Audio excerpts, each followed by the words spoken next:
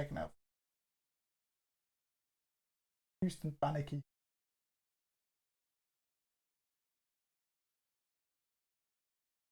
Not enough people for another game.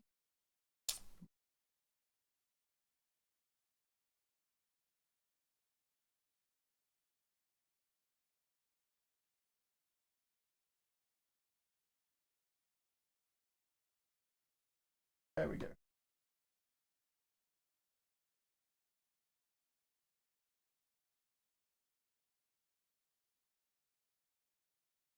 Yes.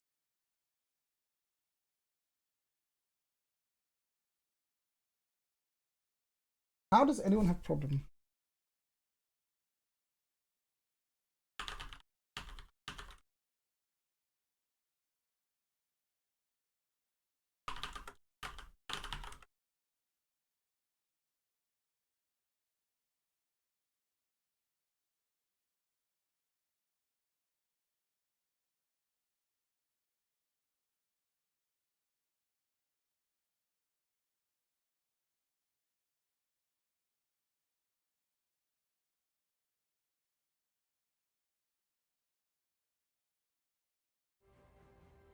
Some people joining.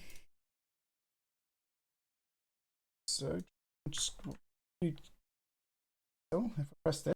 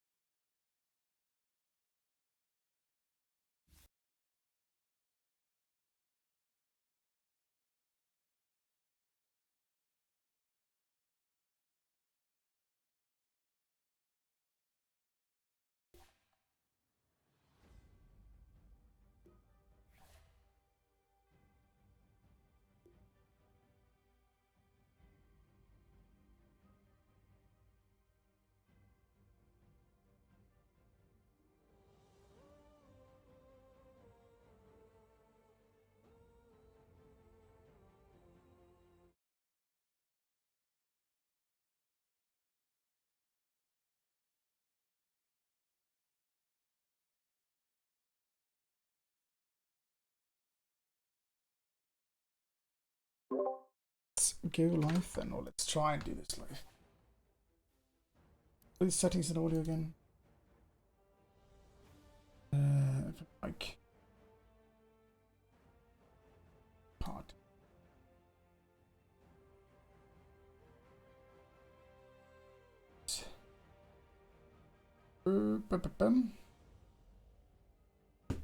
It's gonna. Jeez, that's like. I think that.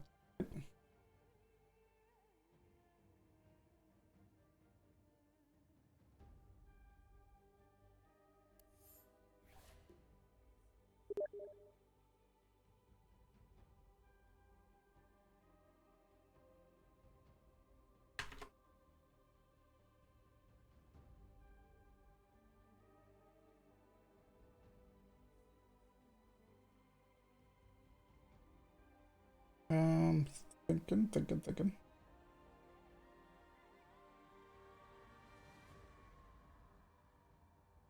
The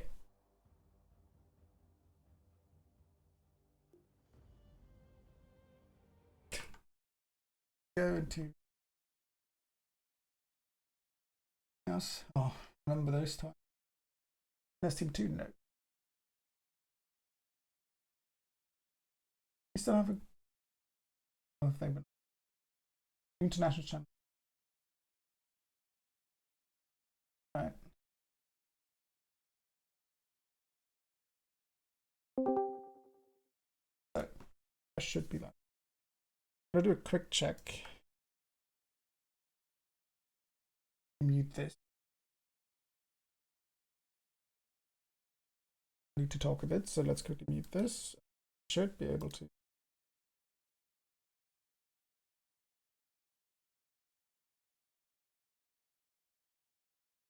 Checking the stream.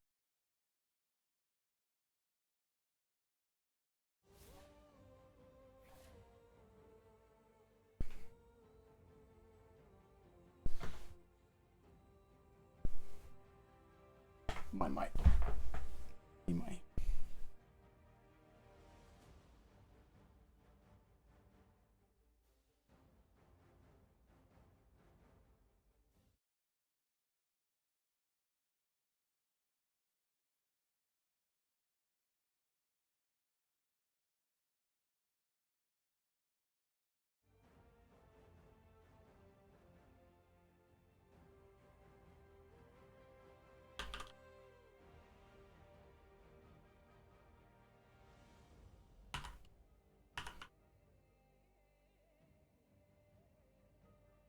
Guessing he's in the Discord. In the Discord. If so, they talk to him. They should be talking to him and saying him. You wanna play, you need to go down a side play. In the lobby.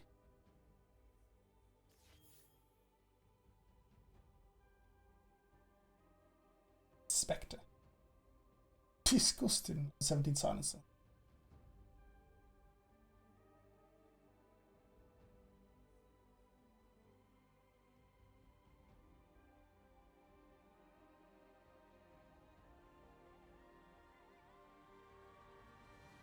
Ridiculous in there.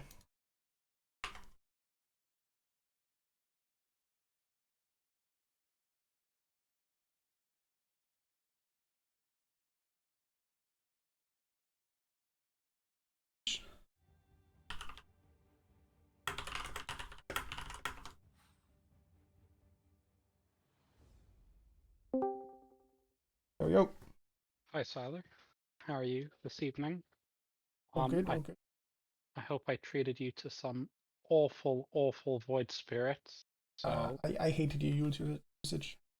Horrible. yeah, it everything I did to that game was horrible. I think with our draft, I shouldn't have gone travels because we gave up a lot of the map, or if I did, I should have split pushed more.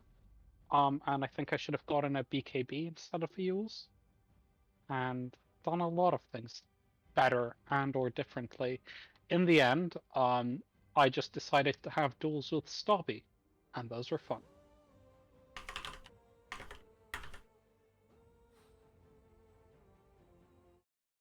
Yeah, it's quite difficult to play Void Spirit in that game because you basically have to go for the burst supports. So the Yules is kind of fine, but I would have gone Witchblade into Axe just to kill the CM and Stormy whenever you see them. I missed the CM early on when she was in Herald, with my ult, and that we won that fight. The game could have gone a bit longer, maybe, because I think somebody else died trying to kill her. Yeah, I did not play phenomenally, but I wasn't looking forward to playing carry with our draft, and I sort of wanted to try mid anyway.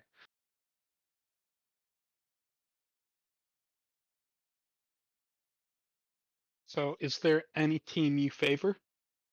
After having played a few games with Paragon and Vidicus in Yes. recent days, I'm highly favoring Radiant. Yes, it does seem stacked in their favor. I would not call this balanced. I mean, GrumpyNerd and NPR are decent, but Criticus and Paragon, yeah. Yeah. This is the right way to do it. And then, like, it's always very hard to balance these games for Eric, because some people try to come up with a meme, and, you know, sometimes they're not very good ones. But like the point, and sometimes they're not very balanced, and one team's a lot worse off than the other. For example, could you guess the meme from our last game? Guess the meme there. A lot of, I don't really remember any of. I remember Saliper doing absolute weirdness.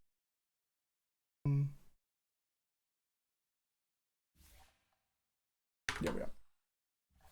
No, I couldn't. I wouldn't. The only meme that I could see is like Saliper healing with Legion Commander, which doesn't work. The meme was all carries. All carries. It's okay. I mean, yeah, in some way, makes sense. I feel like for the lads to claim a successful meme, you've got to add the addendum. You have to win with it, because otherwise you've just picked a bunch of heroes in the game, haven't actually accomplished anything. Yeah, it has to be at least be a close game.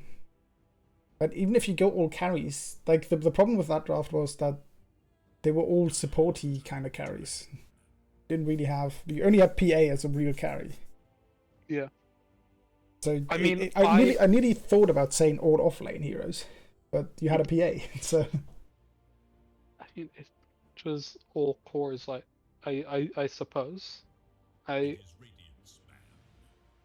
It was just Saliper's split was horrible. I mean, my play was way worse than anyone. I think I can't blame anybody but myself for losing that game. I'm just not a fan of those drafts, and I get very protective of like my win rates on certain heroes in the in-house. So it's nice to be able to play mid, just wipe the slate clean, and you know, it's nice when you start on a loss. Like when I'm playing a new hero, if I start on a loss, I'm like more like relaxed when playing it in future games. I guess I can get behind it, but like who cares about your win rate? Yeah, you shouldn't get behind it. It's absolutely insane, and it's all in my head, and it's terrible for how I can improve. And yeah. Alright, anyway, we're gonna have a new draft here. We've already had the bans. Basically, they're banning somewhat like the heroes I don't want to play against that are strong in the current meta. No idea why they banned Jakiro. Could it be leftover Goon TI prep with the Undying bans and yeah, Undying ban is completely okay. Playing against an Undying requires some kind of brain usage, and that's often difficult. You have to care about your positioning in lane already. Snapfire is a great pick in the current meta.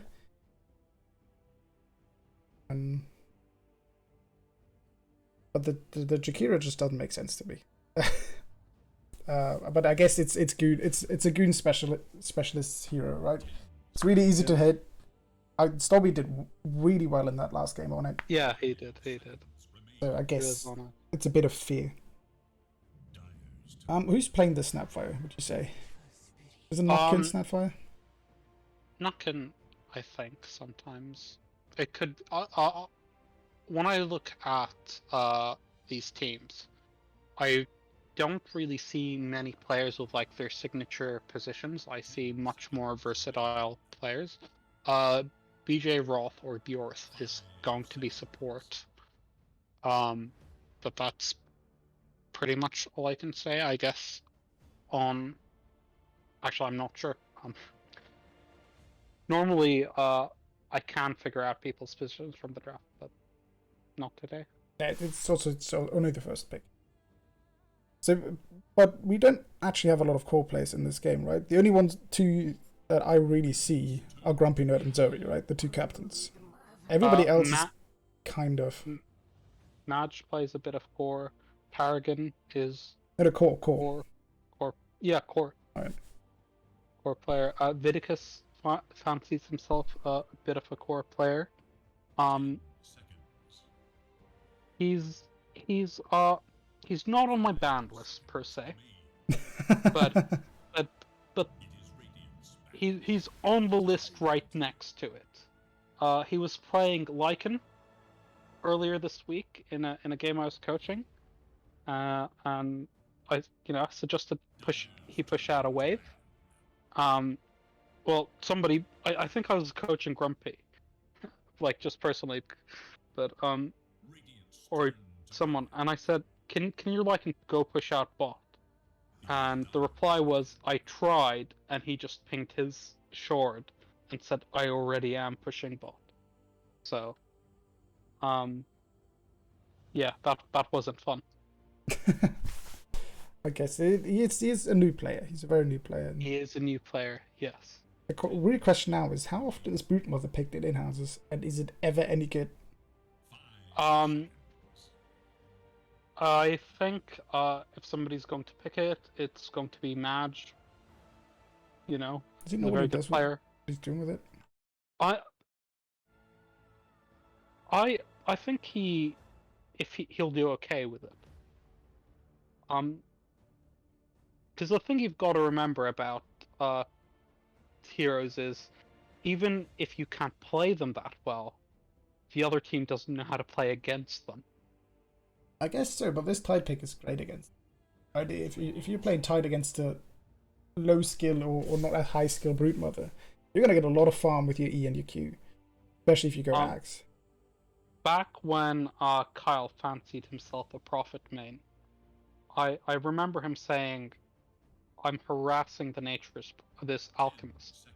And it was like a level 12 alch with maxed greed and maxed acid, standing in the middle of a bunch of treants, and Kyle's yelling, I'm harassing him. Just giving him gold. Yes. It's exactly how a man in this Tide Hunter lane might go. If they lane swap. Of course, they should not meet in lane, but if you pick a Tide Hunter to Brood, you might, and it's an off lane Brood, you might want to swap that lane. Unless you're picking a carry that also can deal with it. Doesn't Brood get her Spiderlings level 6 now, or? She does. I forgot about that. I guess in lane it's not that big of a problem. Yeah.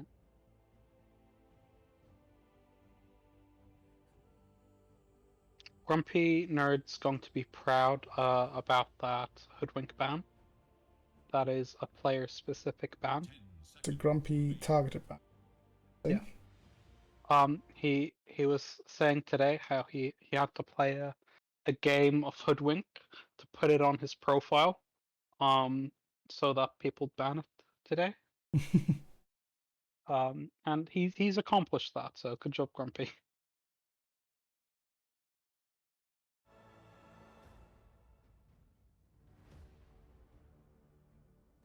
Queens are quickly running out of reserve time here, especially Dire.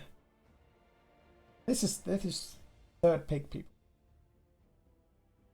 It's I think one of the reasons why people are so happy with their meme drafts and think they've worked out well is, they just assume if the enemy team's taking a lot of time, oh, we've confused them, we've got them with our meme, they can't figure out what we're doing. And if what you're doing won't win you games, then it doesn't matter that they can't figure it out. But it's also, if they just pick normal heroes for their positions, they're still going to win against the meme most of the time. Exactly. Yeah. Dazzle Snapfire as a combo. Support combo is light on lockdown so far. They have the Ravage, but against Brood you kind of want a low cooldown stun, especially one of your supports. I don't think they lane Dazzle Snapfire together as well. No. I'm saying as a support combo. Oh, okay. Because the Brood's going to be going for supports most of the time. If she's going for the Dazzle, the Titan is probably not near enough. Probably not in position to help him. The Snapfire cookie is difficult to land on the Brood. Oh, the Shadow Fiend. Alright. This is... Who's playing Shadow Fiend? This is Zoey Shadow Fiend? It may be. Paragon's been playing a lot of bot matches lately, but I don't think he's played any Shadow Fiend in his bot games. Could be a At Paragon. least not that I've seen. My guess is Epic Doom. Purely because I don't know any of these other players to be Shadow Fiend spammers.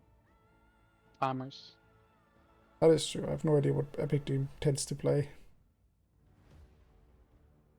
But Shadow Fiend struggles a lot against Clockwork. Like, Clockwork's a really good pick against Shadow Fiend. Because even with BKB, you can just get on top of him and cancel his ult for a long time. And you tend to ignore the damage he does with his right clicks. How can you cancel his ult for a long time with BKB? Is it just the hook you're It's talking just about? the hook shot. Like, if you get on top of him without the hook shot, and then... because, like, Avenge swaps him in and something, and he tries to BKB ult out, you can take your time, wait until the ult is nearly done, cancel the ult, and if it's not on, like, 8 or 9 second BKB, you can cancel the ult completely. If you time the stuns right. And if you want to see that happen, look to the international. That's not going to happen. That's here. not gonna happen here. It's never gonna be on top of him by just not walking at him. Or maybe he is. You know, it is a goon game. It is an in-house, so maybe he just walks in and is suddenly on top of the Shadow Fiend because he's not been paying attention. That can happen. My predictions for this are Epic Doom on Shadow Fiend, BJ Roth on Dazzle, Notkin on Snapfire, Zoey on Tide, and Paragon on the carry that they have yet to pick. That's my prediction for Radiant. Zoey on the Tide. I feel like I still think of Zoey as the mid play in the in-houses. But I do still think of the Zoey Puckner. So it's quite a while ago. Yeah. Anyway, this Necrophos feels horrible in this meta and doesn't feel good in this game. Depending on the carry, this has been quite the difficult pick. It's fine. Yeah. Madge plays pretty good Necrophos, I think. But if my guess is Grumpy would be playing it on this team. And Madge on the Brood, unless it's Fiddicus on the Brood. I mean, with this Necro pick, you now have... I guess it's a mid Necrophos, or it's not going to be a mid Brood, right? Because mid Brood just isn't good anymore. So it's going to be Necrophos mid?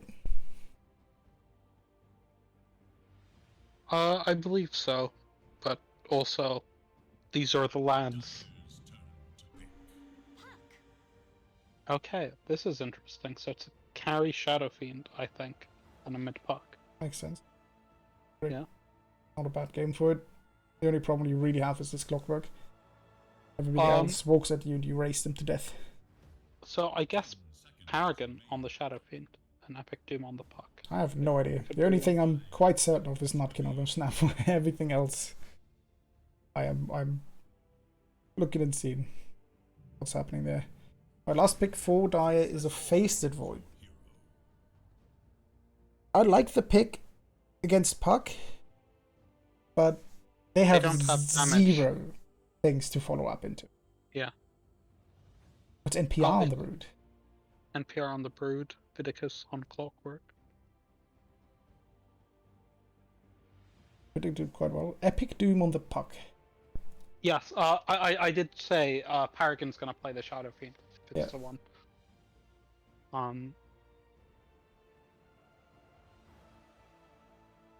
It was just too hard to predict the Dire. There are too many players I don't play with frequently, or new and just experimenting with things.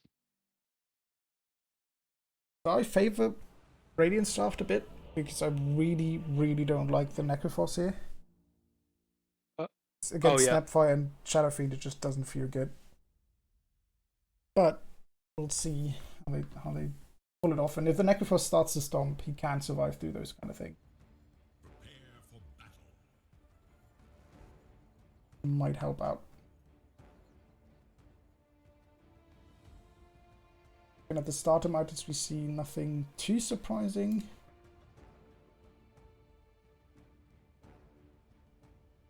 No one's gone mad. Grumpy's getting tipped.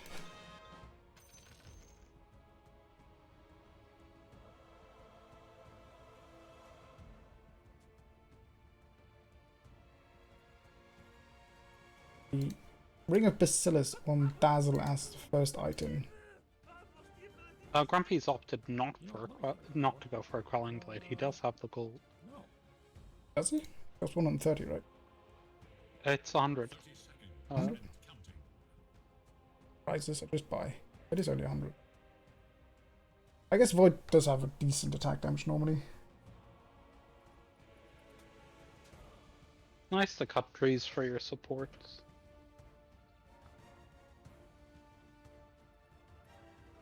But see, fairly standard. 30 rune game. The only danger might be on Vidicus, but he decides not to go in as soon as he sees Zoey. And it should be 2-2. Split. Oh, Retro's just walks in. He stunned the tide and thought he could snatch the rune. Already very observing Don.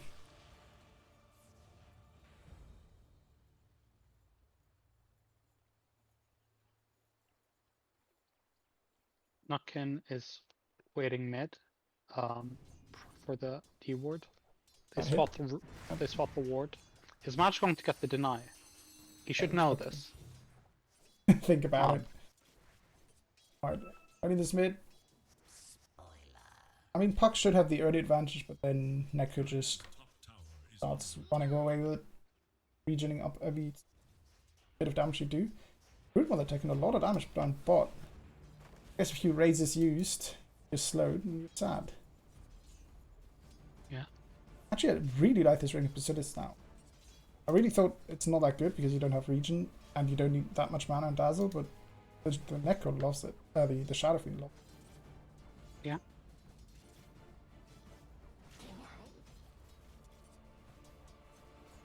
All these last hits.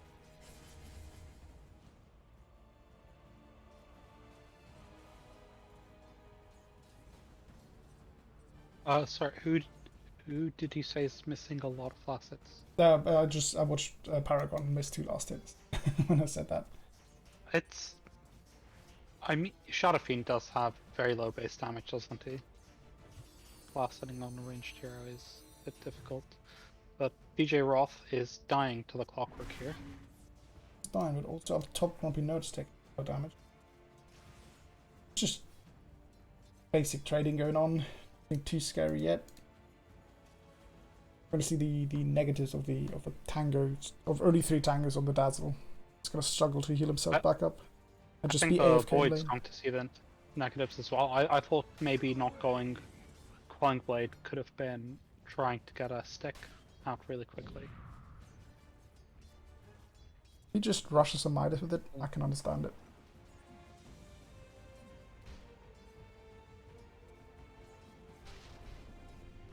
Lasted on the tower. The Puck has not managed to put out any pressure in the first 3 levels, and now Mash is just... he's gone. There's two levels of Heartstopper Hour, or it's not going to be in any way contestable. In the International, Mage Necro was fairly scary. One of the better player hero combos in the tournament. Which one? The International. Oh. Mage and Necro. I guess it is a very snowballing. Paragon has backpack boots. Or you could just eat the mango, swap them in. Yeah. I guess he wants to keep the mango as a surprise. BJ Roth. Paragon, you could walk over there and race. Yeah. Decides not to. Let his Dazzle tank all the damage for him. Mage is doing fairly well mid. Mage is doing really well. Puck is 8 and 1. Mage is 21 and 8.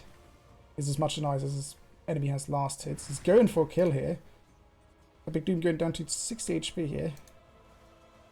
Oh, one more right click will do it, but this is greedy. If Epic Doom turns this, this might be a kill. Oh, he dies to the aura. And does the range keep get the courier? No. Not get the courier. Mash got one right click off on him.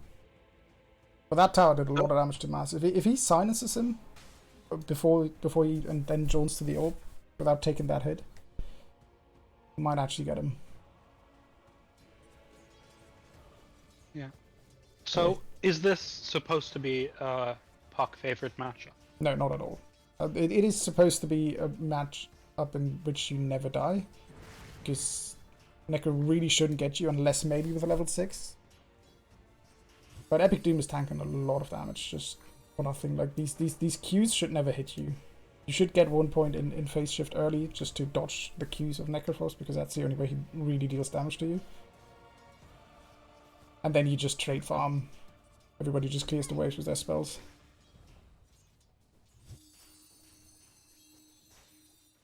Oh, I found when playing the wave cleary type heroes mid, I don't know what to do in between waves now that they've gotten rid of the small camp. Do you have any suggestions or advice? There's two things you can do. Either you can try and deny your own wave, because that will then push on the tower if they don't have a wave clearer. Or you look at the timers, think about stacking, or just take in one of the other camps. A bit of a longer walk. But if the enemies have a wave clearer, You're going on Paragon bot? Sorry, stop. Totally fine. Yeah, and this is the horror against Clockwork. This is why Clockwork is really bad against Shadowfiend, because you just cancel his Wraith animation with your Battery Assault. And he just stands there being sad. Like Earthshaker. Okay. But he only has the hook shot to cancel a 3 BKB.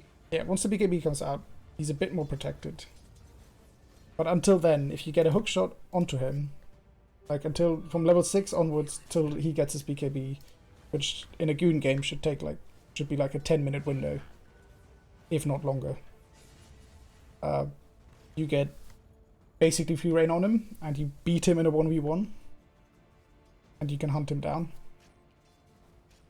So far, see Nutkin dying up top. The rotation from Mash. Did he get his ult? He used his ult, but he did not get the stack. So he's also gonna die to this.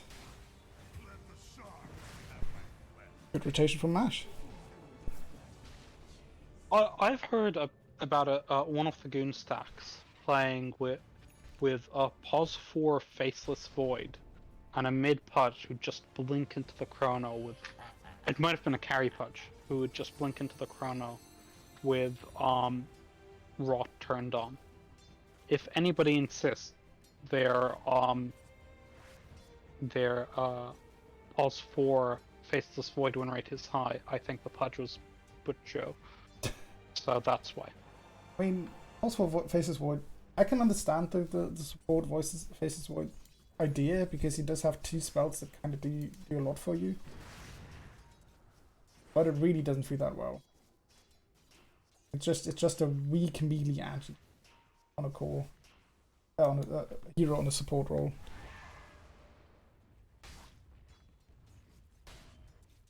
You know, huge stun, but with good follow-up things like maybe a Pudge. There should be better things than a Pudge, like a sniper would work better with it. I can see that somewhat, and then skilling your W a lot, but it's still not. It's not good enough to play. What's some action? Can he get Vidicus in return? They kill his support. Cannot get the return kill. Gonna go heal up quickly with these tank boots.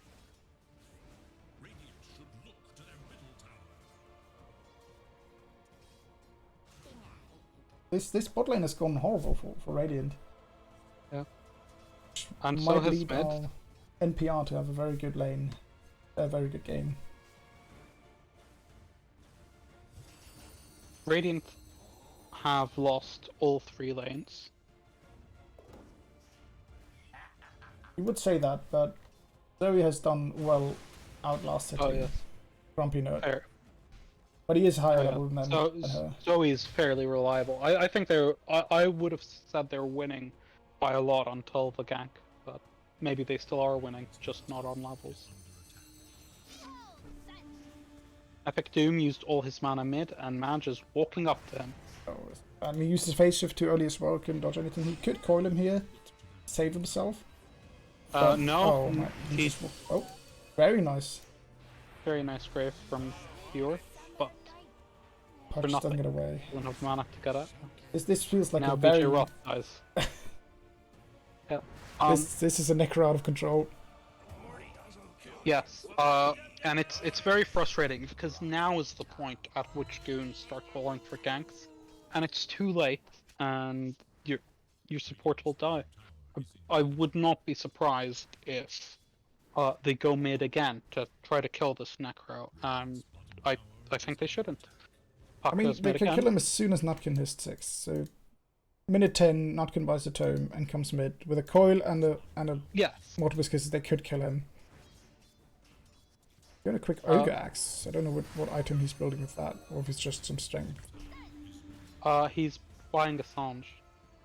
Sange. The rest is on courier. Now just diving again. Dodge this. BJ Roth is mid. Match might have overextended a bit here. He's getting very greedy. He's diving these tier 2s very liberally, but they're not rotating any cores, so he doesn't.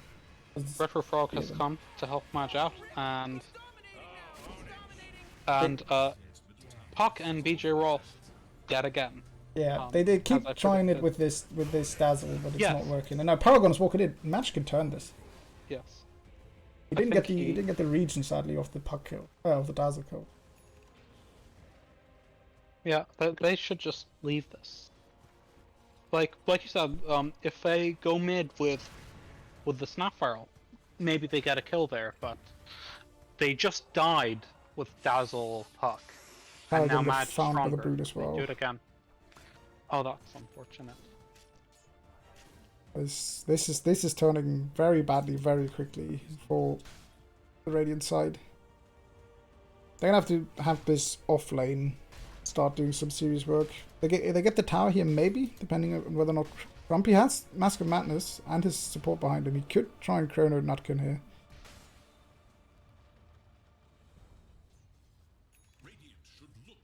For the level 2 wave of tower, that could be maybe enough damage.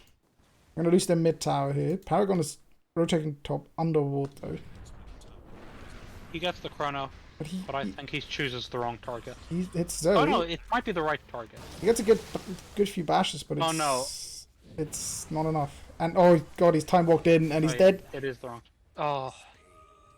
And they don't even get the tower. I wouldn't have gone on the tide there. I thought he was trying to get the Snapfire, which he did right on the edge. That's a decent play from Radiant. A bit of recovery, shutting Grumpy down. But this match, Necroforce with his Sange now and going for a Sange and Kai as quickly as he possibly can. Looks scary. Yeah. Zoey is coming mid, but there is no Ravage. There's no Ravage, there's Mortimer's Kisses. That is their biggest hope to killing this Necroforce, is Mortimer's Kisses. Because if Epic Doom can... Oh, they don't even have Coral. I don't even know who quit here. Retro's out. On the winning team. I don't think it was a rage quit. They will probably use the Kisses on match. They're coming here as a group, very determined. This looks like the... He sees these. They are all on the ward. He is dead. This should be a dead match. But the Kisses are bad. Oh, and the swap is good. And the swap out saves him. If he uses a cookie before he kisses, that might do the trick. Missed hook shot, missed neck roll, and no one dies, and nothing happens, and the cores are just farming. But Broodmother has taken the tier 2. Yeah, the Broodmother is scary now. This is a scary spider. And you have very little lockdown this early on. It's only the coil.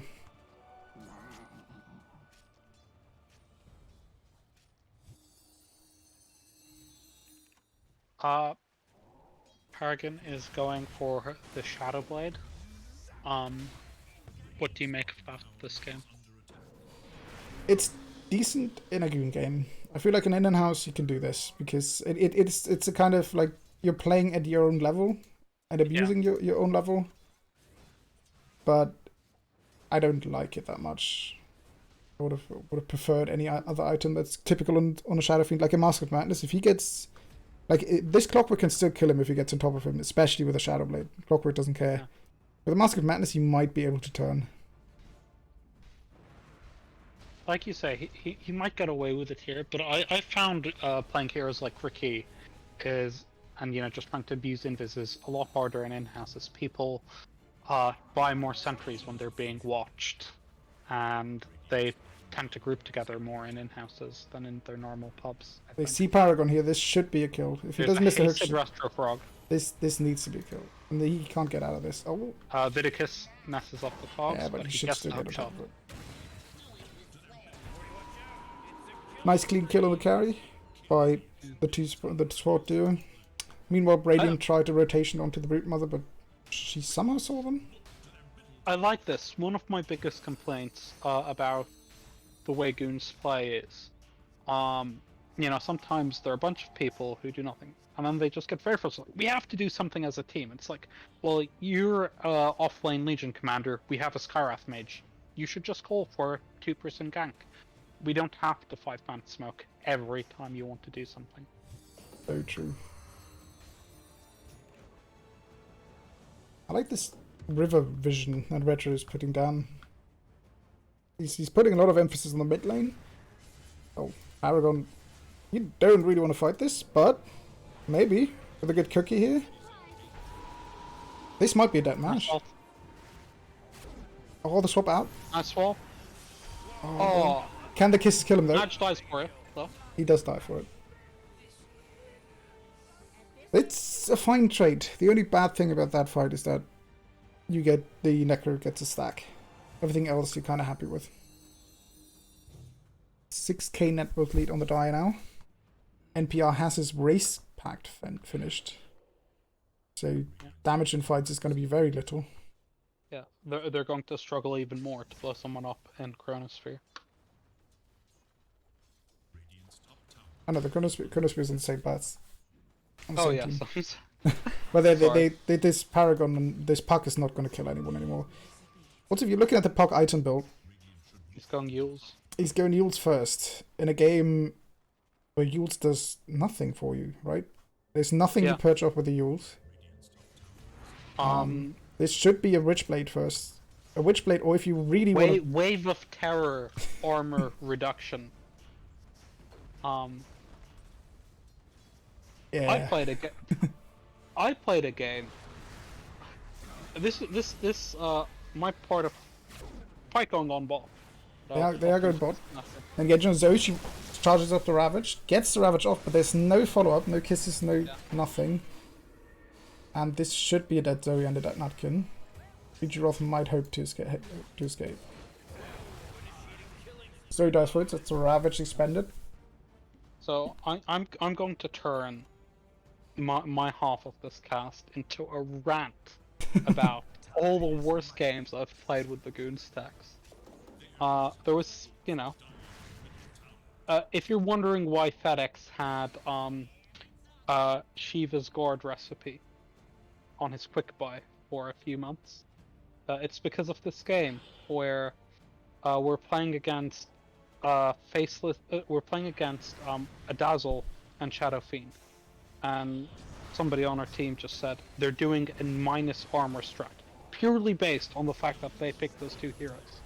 And as a Tide who was dying to Jug's magic damage spin many times in lane, he decided he needed to get armor items. So, like even before boots, so he went first item Shivas, or tried to.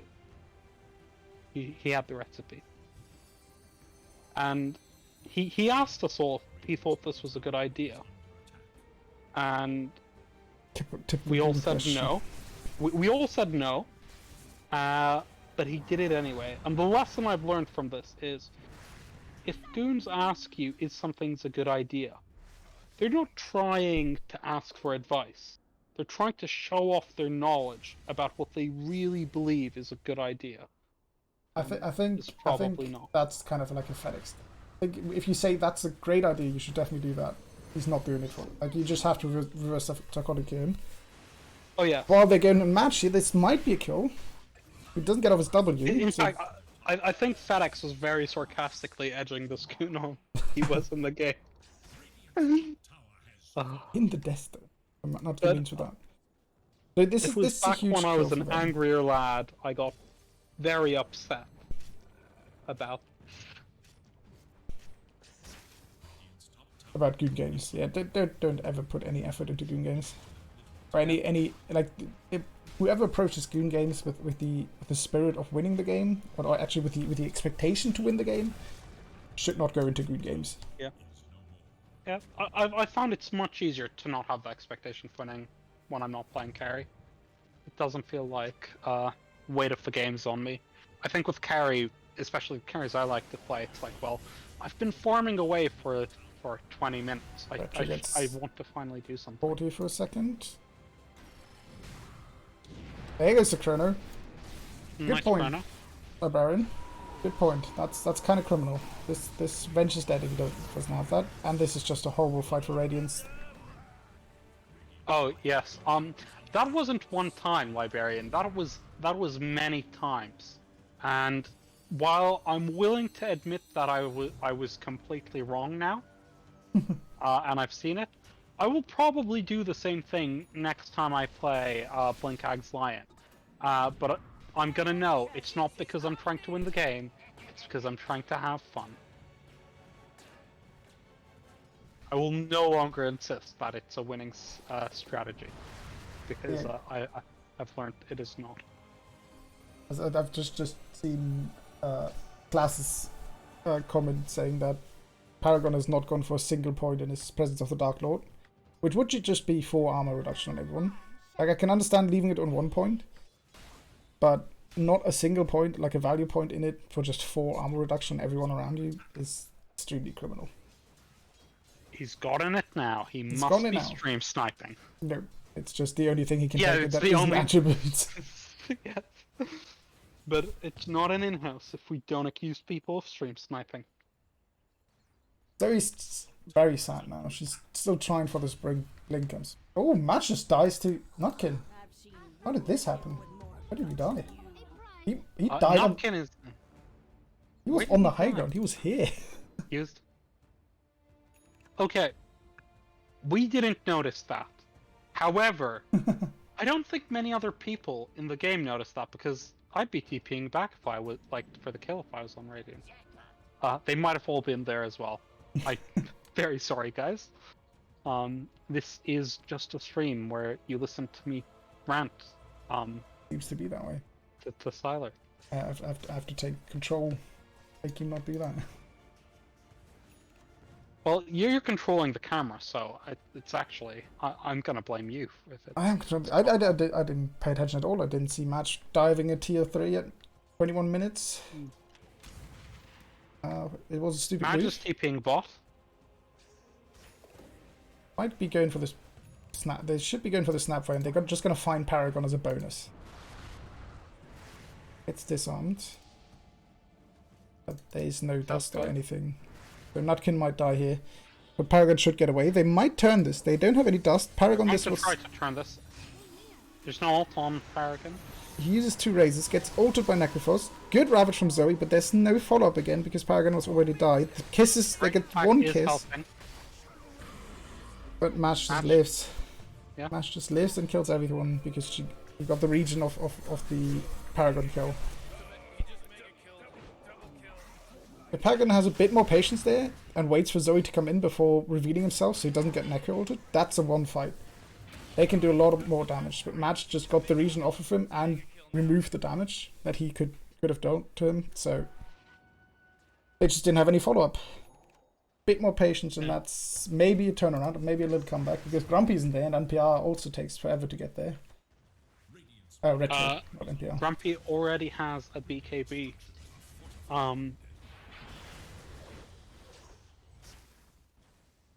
I'm not seeing a way back in this game for Radiant. I think that was it. That fight might have been it. Yeah. I mean, there's always a way back in these Goon games because we see Match likes to dive tier 3 towers. We might do that a few more times. We have an axe finished on Clockwork as well. He's playing up on the high ground, but he has Retrofrog in place to support to swap him out now. And Paragon's just They're going go to for try the to burst Madge here. I don't think they have the damage.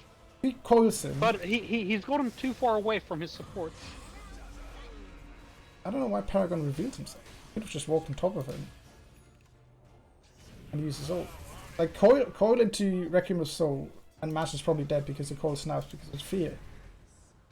Coil into nothing, and Mash lives, gets another kill, and this is Rax. This might already be nearly GG. Paragon charges up his ult, and does absolutely nothing. Mash is just standing there channeling channeling a balloon. That's 2 kills. Oh, and he's healing back up. He's got He so gets much a third. regen. Or 3 down. Call it, lads. Call it. It's Madge. Madge is the next player who is too good for Inhouses. Right here first. You know, maybe if this was a higher MMR game, some of the better lads like FedEx, Kieran, Hellboy, you know, Madge isn't too good, but he is pretty good, and he is still forcing those games. Well done, Madge. 2 games tonight where he's run away with it. yeah, he seems dominating. He picks these snowbally heroes, which are really, really good against goons, because they do make these mistakes, these small mistakes. Where he could have died a lot of times in this, but more mistakes from Paragon and other people. He's gonna. Wow, that's very good. Like, he went, I guess, right to the edge of the leash. Yeah, he should. In my mind, that was a snap. But I guess that was barely enough. Oh, he knows the range better than you do. He does. Better than I do, for sure. And this is the second lane of Rax, and they should be able to do absolutely nothing. Mash is just standing in front of a fountain annoying them, and he's enjoying this way too much. They do have Blink Ravage. They do want to try and kill him. They do also have Mortimer's Kisses. I think the best chance they had was the Force Up, but I think they get him here anyway. They do. With the Mortimer's Kisses, they get him. There's a 5-man Chrono from GrumpyNerd, absolutely destroying everyone in it. Yeah. So he does not get off the Ravage. Paragon just goes invis, and no one can see him anymore for some reason. Yeah, the Necro is a problem for so long. They've just forgot about the Faceless Void. And Paragon walks back in. He got swapped. I'm surprised they haven't called it yet. This is, yeah, there it is. A good GG call from Zoey. NPI and Match just picked Snowball Heroes, and Snowball Heroes work well in good games. That is true, Doom, in some way.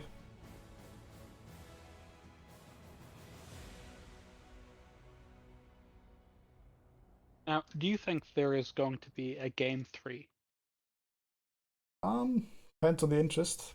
So far, it doesn't look like it. But maybe people have started to show up. And Match has played 2 games, so I'll assume that other people would also like to play another game. 5 kills only on Radiant. But that was quite the stomp. Maybe you should have had Paragon and Vidicus in the same team.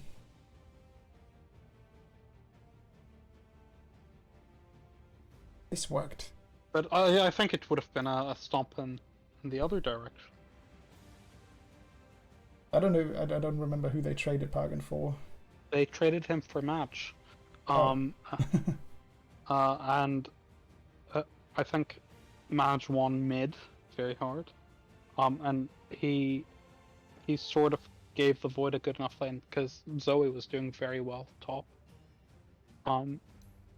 For him, bot was well, maybe bot would have gone better for Radiant if I don't actually, yeah, bot would have gone better for Radiant if Match was there. It has to be said. Oh yeah, that would have been a stomp the other way. Match was Match was stomping this game quite hard. And he's the only one that actually has any death. Like, Grumpy has 1 death, and Mash has 4. The rest of the team is flawless. If I'm allowed to give MVPs, I'm probably going to give it to NPR for just a flawless brute performance. He wasn't contested in any way. They never even tried to go on him. He just had a completely free game. But he played it well, went for the right item. And I don't want to give an MVP to Mash. And Grumpy also didn't really do that much, except for that 1 big crone at the end. I don't think the Void really made a difference that game. I mean, he got a very nice crone on the end, but for me, Madge is the clear MVP. But if you don't want to give it to him, that's your choice. It is your stream. It's just he picked the Stompy hero. He stunned people that played worse than him. And he still managed to die 4 times somehow. Like, he dove at tier 3. I'm not giving anyone that does that an MVP. Okay, that's fair enough. But then I would suggest Paragon as an LVP for the Shadow Blade Ball by. You said you were okay with it. But I was somewhat okay with it if they use it well, which they don't. He literally used it to walk up to people and right-click them instead of trying to use the sword in any kind of way out of it. Gap close is very important in games like this. I'm gonna defend. I'm a big fan of MVPs. I don't like. Yeah, actually, I'm not really that big a fan, but I don't like handing out LVPs. My attitude was, as a player is, if you did really badly, you just don't watch the stream back, and then it didn't happen. And LVPs sort of make it a bit harder to ignore when you do really badly. And yeah, we've got to boost player morale. Attendance of these in-houses is at a 2-year low, I think. I think that's not the problem of the attendance of the in-house is not the player morale. Very much streamer not being here. Well, we've got to use player morale to counterbalance that, Tyler. Also, I have on my screen right now another reason why I may hand out an LVP for Paragon. Okay. Which is level 11 first point in Peasants of the Dark Lord. I don't actually know how pros in these days.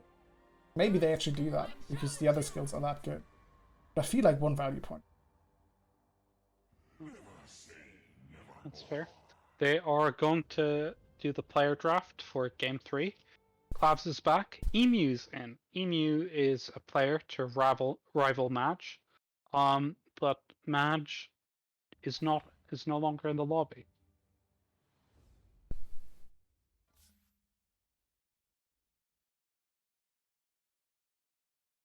What kind of theme are we on now for these passwords? Well, it's Nakin, so I'm not sure if he's. Oh no, Ari did set the password for game 1 tonight. I'm not sure. It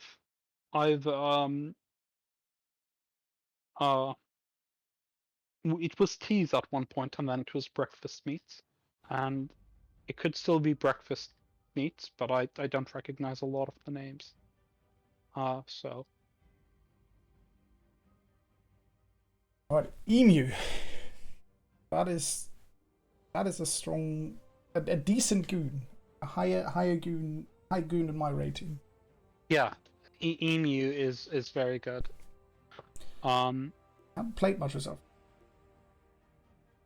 Alfredo is a good core player. He likes to play Pause 1, and very frustratingly, he likes to play the same heroes as me. So I just watch him ban out 5 of my 6 heroes and say, guys, it's fine.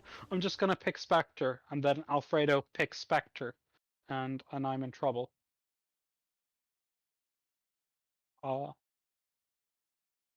I will be back. I'm just going to use the toilet before the next game and pour myself some water.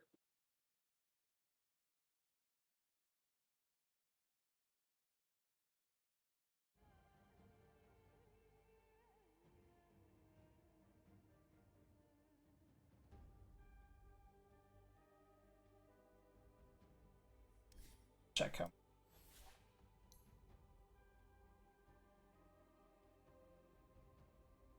8. do not have a good win rate with him. So based on my own experience, I need to already root for Dire.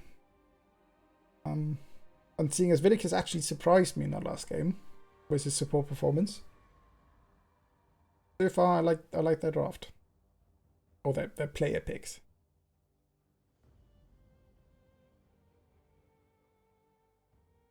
So far, we don't have enough players to even start this game. In the unassigned players, the lads, the goons are not arriving. Now, I'll take a third person to cast if you want to get in the librarian. One more person to stop Eagle from rambling. And me.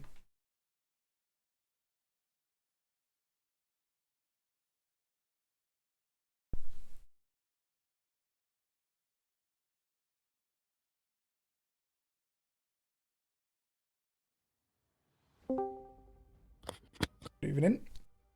Hello. Good evening.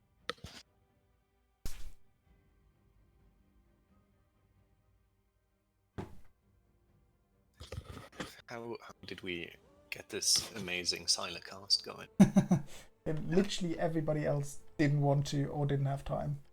Oh. Well, it was. I checked after coming back from dinner. I checked the Inhouse channel, and everybody was like, "Nah, no, I'm not doing it." And City's playing ranked games. So, Well, have I been replaced on the cast? no, we've added No another replacement. I'm just gonna check your stories on your PauseFish and that's it. Oh no, I'm being fact checked. Ruh-roh. Plus 4 line. Yeah, line is just not good right now. Oh no, this is before. I mean, I accept full responsibility. Well, oh no. Well, I accept what Librarian says is true. I did play PauseFish. I did buy Blink Angs. And you know, there was a game when I got an ultra kill as PauseFish playing with like Pyrian and Ashwin and Ari, and Pyrian was, shocked. He's like, ultra kill on Lion, and Ari, I was feeling proud of myself. And then Ari said, "Say what you will about Storming Eagle, he knows how to kill steal." And I also distinctly remember the time when you claimed that you are a support player by heart, resulting in you sitting in a lane and farming and only showing up to any place on the map when you had your figure up, and then you took farm from your cores, and when the map was dark, you blamed your POS5 for not doing their job, and said you're the win condition of this team, and we lost. Not once, not twice, many a times. So I remember that fondly. Also, the time when you decided to play Winter Wyvern, which is I still have nightmares. Hey, I got MVP from Blitz for my Winter Wyvern support play. Are you saying you know more than Blitz, Librarian? In what game? One of the in-house games. The one in-house at Blitzcast. Right, yeah, okay. I think he used his E correctly twice and got an MVP because that was the best thing of the game. Yeah, I think there was a Medusa in there. And yeah, but you seem to remember it better than me. All I remember is Blitz said, Wyvern seems to know what they're doing, except for the fact that they did not disassemble mana boots to build Aetherlands. And I was a little disappointed because I had, but I reassembled it when I was going for the Holy Locket. A support item, using which I saved my carry Librarian. I mean, that is one game out of a few hundreds that you've played by now. It's not representable from what I've seen from your support so far. Only played with Storm Eagle support twice, I think when I play with you, I am a much worse support than I am a carry, and I get bullied out of lane after the first wave. I don't even know how to trade very well. which supports can or can't. I mean, to be fair, Eagle, whenever I have to lane with you as a core and you're my support, I bully you out of lane. Like My you, last game you with you being is also very forced to interesting. leave lanes is maybe not even on your play style, but on your unforgiving allies that don't want you in their lane. That's fair. I mean, yeah. And I still stand by what I said back in the days. It is commendable that you try to learn a new position, but it is regrettable that you try to do that in my games. I mean, I'm trying to learn mid now, and if you saw game 1, you can see I haven't really learned anything, but I'm playing it now. Luckily, I didn't watch game 1. It was awful. But I missed heard all my stories stuff. from yesterday night when I think you played Void Spirit. Oh, I played Void Spirit again today. Yeah. Oh. Random says, you know, and I quote that my Void Spirit is much better than my Ember Spirit. So I think he thinks it's pretty good.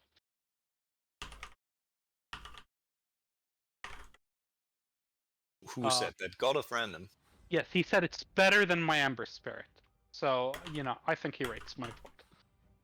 Okay, in which condition did God of Random say that? He was drunk. Alright, yeah. Fair. Well, he was drinking. I can't make very good sobriety assessments, but he was drinking. Okay. That's just always a fair assumption, so. Stormin, if you want to go to your teammates and onto the last game that we two have played together, you were support Winter Wyvern, and we lost that game quite handily. How do you see the last game? You can click on it. You press on teammates, yeah. It was a very good point too. Because I remembered vaguely that the last game we played together was you in support. And it was you going Ether Lens into Witchblade on Winter Wyvern 5. Did I get a Witchblade? That is criminal. That is actually the worst. Like, did I actually do that? Yeah, you did.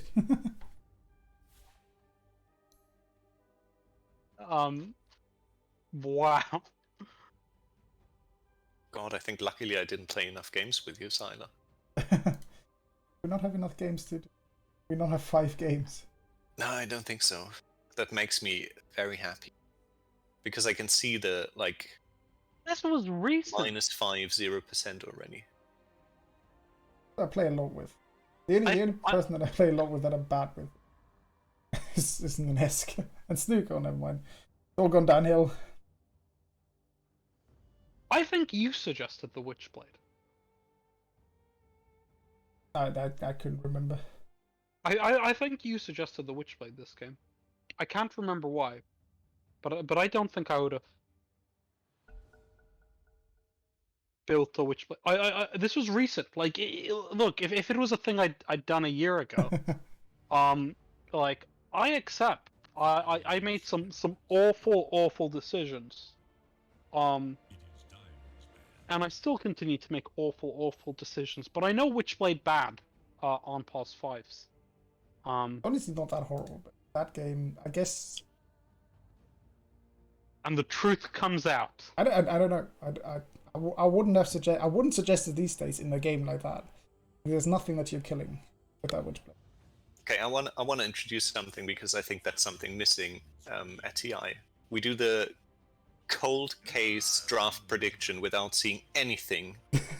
We just bosh it out. Super biased. Look at the team. Say who's gonna stomp whom. Who's taking this home? Well, Alfredo's going to play a Spectre sort of hero. He's gonna probably play Spectre if he can get away with it. He first phases it a lot. Zal is going to pick a hero that may or may not require Soul Ring and build it anyway. He did say in lobby chat that he might give you Logo and Legion Commander again, but I did tell him also that Health Region doesn't work with Holy Locket, so maybe that got shut down by that. I can see Emu going Dawnbreaker if he wants to win. I honestly think Team PauseFish has this on players, but they have Emu, so it might be an IO POS5 carry transitioning thing, for example. But you know, he plays it as POS1 normally, and his partner for that for a long time was GrumpyNerd, who is on his team. They played Undying IO. But I mean, to channel my inner rule fascist, Emu is not allowed to play core. Oh yeah, true. Oh yeah. So unless this is absolute street in-house rules, like we can expect Emu to do something like his patented POS4 Ember that won a lot of games at QUEENSLANDERS. He's true. He's supposedly not allowed to play core, but as we have no mods in chat or it's pretty egregious to playing against a mod to violate the rules like that. But I don't think Notkin will be too bothered. I think it's a perma-ban from the Discord. That happens. Perma-ban from the in-houses. So the problem is that I don't even know which positions these people are playing. Like if I had an idea where Alfredo would go, then maybe. And Storming says it's a Spectre. NPR, I could see him picking Brood again, or some kind of similar hero. I would say it's probably Zal 5, Nutkin 4, Epic Doom mid, Alfredo carry, and NPR offlane. And for Team PauseFish, it's probably... Oh, if they have a rough time, it's Vidicus 3, it's Emu 4, GrumpyNerd 5, Lanero 1 or mid. And I don't know who Reduced Sanity is. I think Lanero is normally an offlane player, but that might be because I take one. I think it's. I think he mainly plays support, if I remembered correctly. He has been playing more cores lately. Okay. Like he's a fairly good Dawnbreaker, which is why I'm surprised they banned it. His Dawnbreaker win rate is a lot lower than it should be, because I played a lot of games on some hero that I was trying to get a cavern crawl with at the same time he was playing Dawn. But in my defense, Dawn was also a cavern crawl for him, so it could have been his fault too, So it was the my cavern crawl demise that you did there. Yeah. Oh, it is really frustrating when you figured out, I can do a cavern crawl mid that sort of works, but somebody else is doing a cavern crawl which happens to be their best hero in POS 1, and so we've got an okay chance of winning the game, and then someone says, oh, fine, I'll just pick POS 4 Terrorblade and you guys can carry me, because no cavern crawls are getting done. Who did that? No one's actually done that. No one's happen. Actually done that. Right. But I'm avoiding Kyle when doing cavern crawls for this reason, because when Kyle says here's the words, Kyle said these words, they just filled me with dread. So we're cavern crawling, and that made me regret playing Dota. It has to be said, like, if you're playing with Kyle, I feel like Cavern Crawl might help you because he might actually focus on playing his hero. Because if you play Kyle Witch Doctor, he goes into this basic default setting. This is not true. I have checked the stats. He's got a 35% win rate in a single draft, off which he has played a lot of games and considers it practice. I think my only rule with Kyle is that I only join him in low prio stacks. Because then, like, there's a reason that, like, we have a clown draft and they have a clown draft, and we just are a little bit less clowny, and maybe Kyle gets the support that he can, and then things are looking up. It is funny when I see Kyle's LPQ games, and it's just like lost, win as Witch Doctor, lost. Yeah, Twaffle, I went for that build recently in a ranked game. I think it didn't go well. You have to have a stun with you on lane if you want to go for that build. I found out on the Witch Doctor with the 0-2-3 build. But it is a lot of fun. Do you guys remember having level 1 Roche? As a thing that you could do with just Io and Ursa. Me and a friend did that quite a bit. And like we figured out we could do it with Ursa Wraith King and Ursa Juggernaut as well. And like after we practiced the Ursa Wraith King, like we'd done like level 1 Roche 5 games in a row. My friend decided he didn't want to do it because it was a bit too like he wanted to play something different. So we played single draft, and we got Wraith King Ursa, and we did level 1 Roche, and the other team all chatted hacks or like you're cheating, and then we just typed yes, and they abandoned. But that means you ruined a perfectly good single draft game. Yes. Which is a cardinal sin. I mean, we didn't expect them to rage quit. But you know, it's this was before you had voice lines and things to tilt the enemy. You know, you had to use creativity and ingenuity. I mean, it was also like a 1 in 10,000 chance we got the heroes we practiced single draft with. Actually, it was 1 in 1,000 because you get 3 heroes per player. Is it? But you draw out of each strength, and I mean you need to get 1 strength and 1 agility. Yeah, so it's like 1 in 30. It's 1 in 30, like 1 in 30, or to 1 in 40 for any hero you want, but you get it in single draft. So just square it. Wait. Like for all random, it would have been like 1 in 10,000. No, more. Actually, maybe not more. Yeah, for all random, it just would be one out of 108, right? We don't have Kieran. It is 1 in 10,000. No one can do the math. It's done. Yep. Let's say it's 1 in a trillion. I think there we go. 1 in a trillion. Okay, this dire draft is awesome. It's really, really, really good, and the radio draft's looking really, really bad because they picked AD in this meta. I honestly think my problem is more the Underlord. I don't like. I hate Underlord offlane because it's an offlaner that doesn't really do anything besides slowly walking at things. And if you then don't have someone else who can start fights, like who starts fights for Radiant at the moment? Well, OD banishes them, and it gives time for everybody else to support. I mean, to TP in. It's if you ask him who starts fights for Radiant, it's Primal Beast doing a stupid charge. That's how the fight starts. Sure. Okay. Yeah, I can see that. Yeah. But yeah, I can understand the Underlord. If you want to play Underlord correctly, you really have to abuse the fact that he's also a really strong right clicker.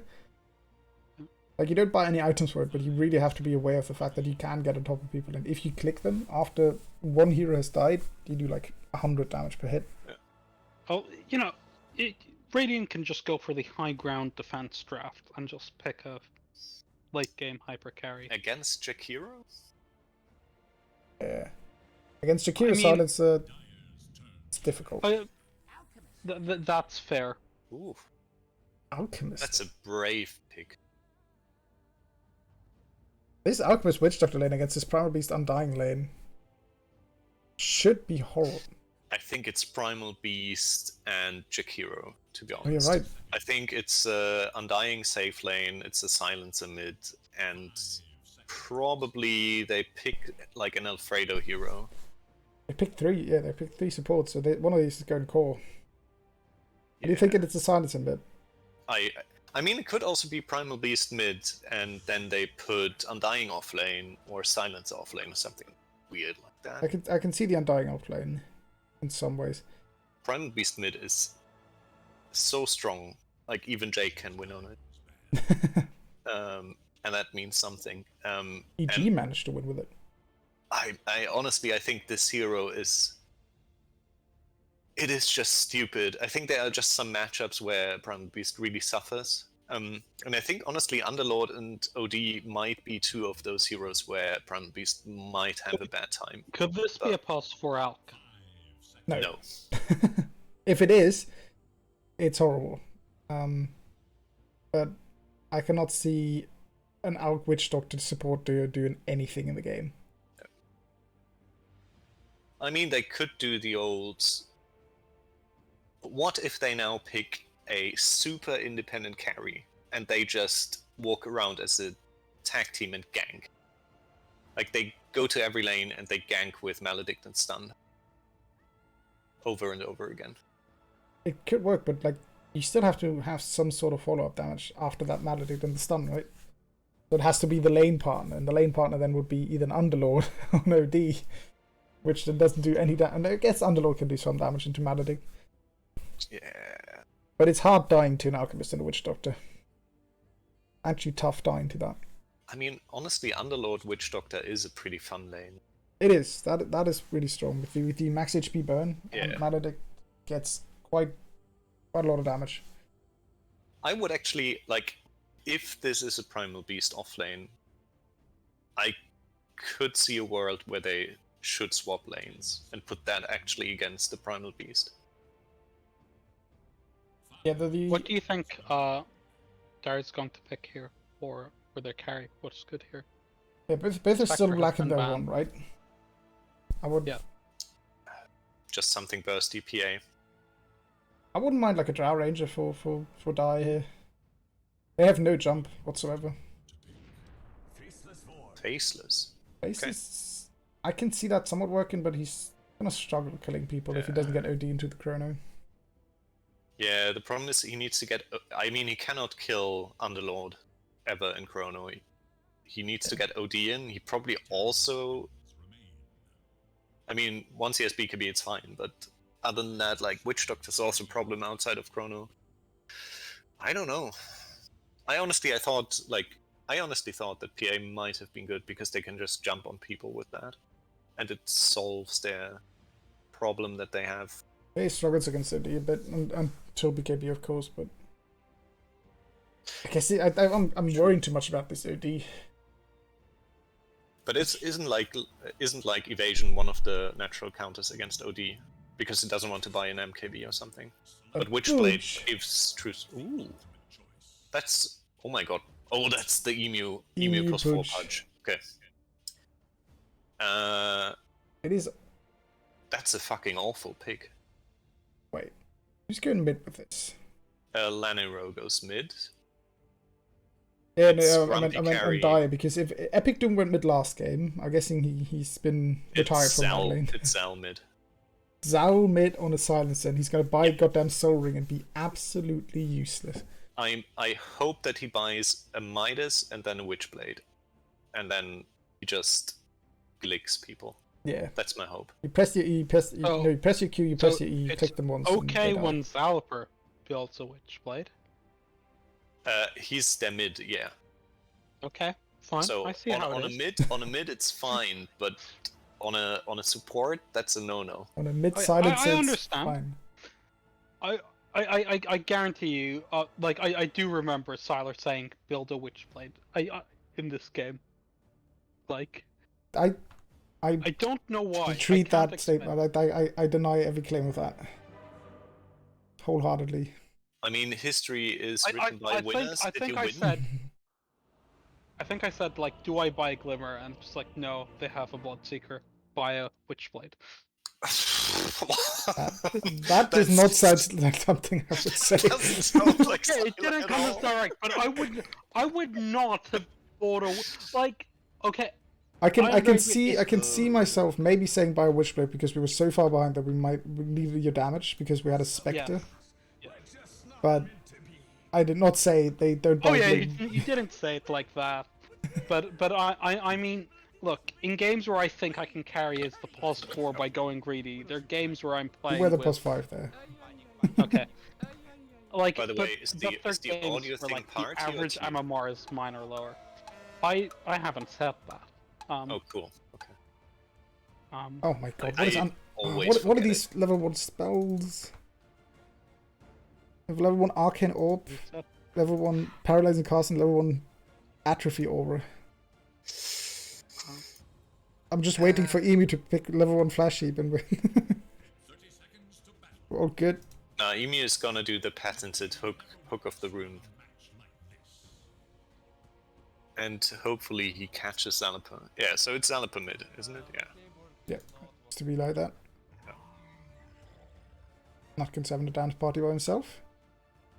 I honestly think NPR Primal Beast is pretty legit because it does something that's like NPR doesn't naturally do, it just goes in. One click is exchanged and the runes are split 2 and 2. Grumpy did not skill his E beforehand. If he's gonna skill his E afterwards, he's just missed out on some gold. Already inefficient. He skilled his acid spray now. Oh my god, this is such a happy Undying lane. Double strength melee into Undying. Oh, that is true. Pudge does hate juicy. Undying quite a lot. Yeah. It's a miserable time that you have there. And like honestly, I think Grumpy has a really shit matchup against Primal Beast in the bot lane. Yeah, it's a struggle, especially Jakiro. He also has played against Jakiro, so this Jakiro Primal Beast lane should be playing aggressive. Oh, I do not like this Witch Doctor starting items. Boots mango. Wow. It's better than the KVJs, so I'm. I mean, it is reduced sanity. It is. Is this better than the KBJ build? Everything's better than the KVJ build. No, even Boots I don't first. mind playing with KBJ. I don't mind playing with him either, but his build, his starting item build is horrible. Oh, yeah. No, but I mean, like, in these games, I'd rather have him than Boots first. Because you're probably thinking, if I had Boots, I could get away with it if I did this. But Reduced Sanity is not going to do whatever that is. Alright, let's look at Reduced Sanity Scurrier. And see whether or not he has any regional in. It does not. Alright, he's not getting away with it. Yeah. Well, we see the first hook of the game landed by Emu. What's the first Oh, I missed that. He's done with Epic Doom and he's planted a tree and not eaten it. He's just randomly planted an iron branch of his. Which is... My question is, why does Undying have full mana and is not spamming decay? I don't know. I guess he's waiting till level 3. He could just, spam decay here and kill Emu. You could probably tombstone him and run him down. Yep. This mid matchup though, I feel like the Sinus actually wins this lane even though it's an OD. Just simply because your EQ combo is so strong.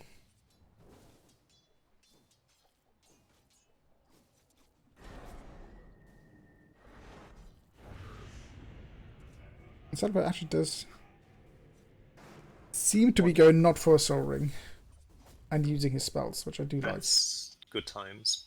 But Zalaper is also out of mana already.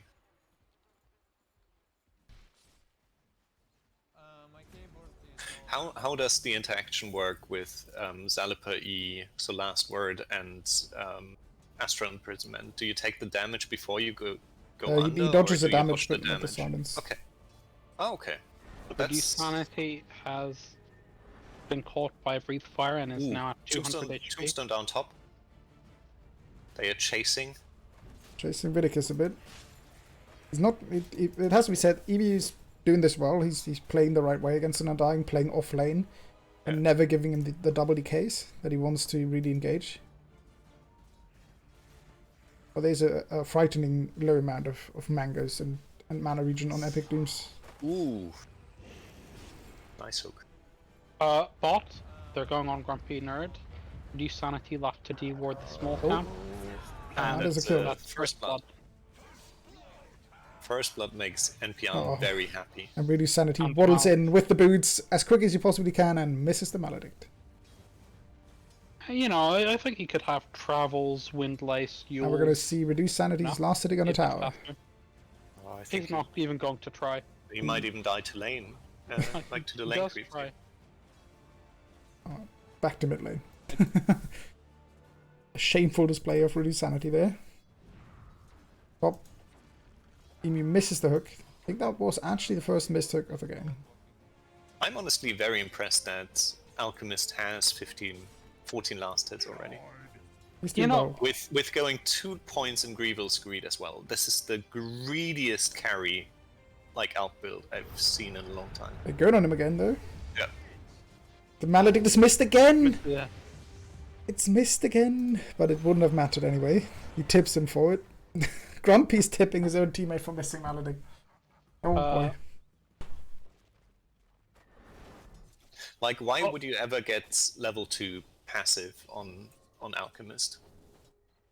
Because it like in a stacks up lane where higher. your stun is so valuable. Going on Alchemist again? Yeah. Should Yeah, be he did. trampled to death. He did. This is how the lane should look the entire time. Emu just shows up mid. Which doctor has been told to buy some regen and has bought another mango? That is regen, technically. Region, and he's also got a stick. Some way is region. So Emu just waddled mid. I don't think he threw a hook and just left and TP'd away. I honestly think Alchemist is now going jungle. Yes. Yep, he does have a soul ring. But he has level 1 acid spray. Predictions gonna be a sad for outcome how for many a more while. kills spot? Sorry, come again? How many more kills spot before 10 minutes? I mean, if the Witch Doctor hugs the tower, and NPR does what he does now, namely not pushing, but... oh, no, okay, now he's pushing. I think as soon as he gets level 6, they get another kill, and after that, maybe one more, but not many more. Okay, either think two, honestly one or they two. should just- Trying farming the camps They should have just pulled the wave now. Like, for the double. yeah, for just wave. pressuring the tower and keeping Catapult alive. And like, what does the Witch Doctor do? Like in that, like, there's no way that he can like stop them from pulling the wave, and there's no way that he can defend the tower. Yeah. I honestly think that's Notkin's probably... messing with Hulk. He's found him. Oh yeah. He's pinged him. Left Grumpy again. hasn't noticed and is walking down. They're going If he to catch soul him on rings the to floor. cast his thing again, he might die. I could just Hook walk mid? under. Oh, they missed the missed the hook. imprisonment hook. Yeah, I've also seen that Viticus has gone for 3 points in Atrophy Aura. No value points. in Notkin is running Prismatis. Grumpy down. He catches him on the ice path. One more click should do it, and it does. Grumpy's Like what very, very Nutkin does sad. is really, really good. Like following the Alchemist when he goes early to jungle is The extremely. Witch Doctor really has to extremely- come over there. Oh! And just a straight out hammer drop from Lanero kills Salapamid. Just didn't even imprison him. Which is kind of the saving grace if mid lane goes reasonably well. Like top lane is Top lane's a draw. not going great. Viticus is barely standing up to this faceless void. Yeah, Pudge's they, coming they bot. both should have had a free lane, but Viticus' last sitting is not as good as Grumpy's. No. Not Grumpy. Who's this? I think Viticus is also a fairly new player.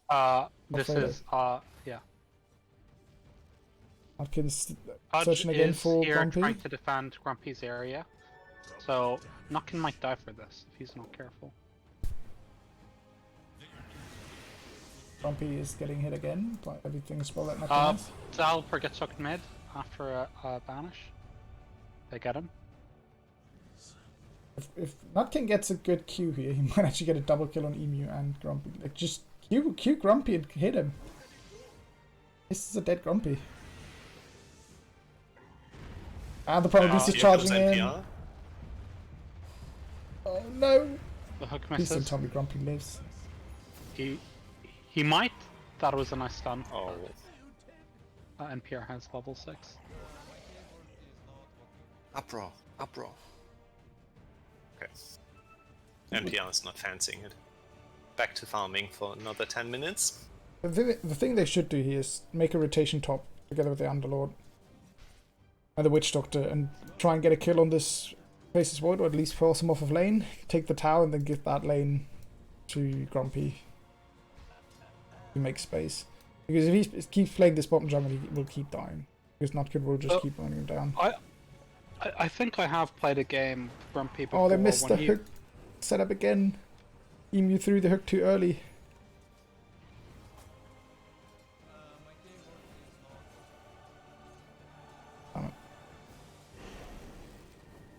Grumpy has the tome queued up.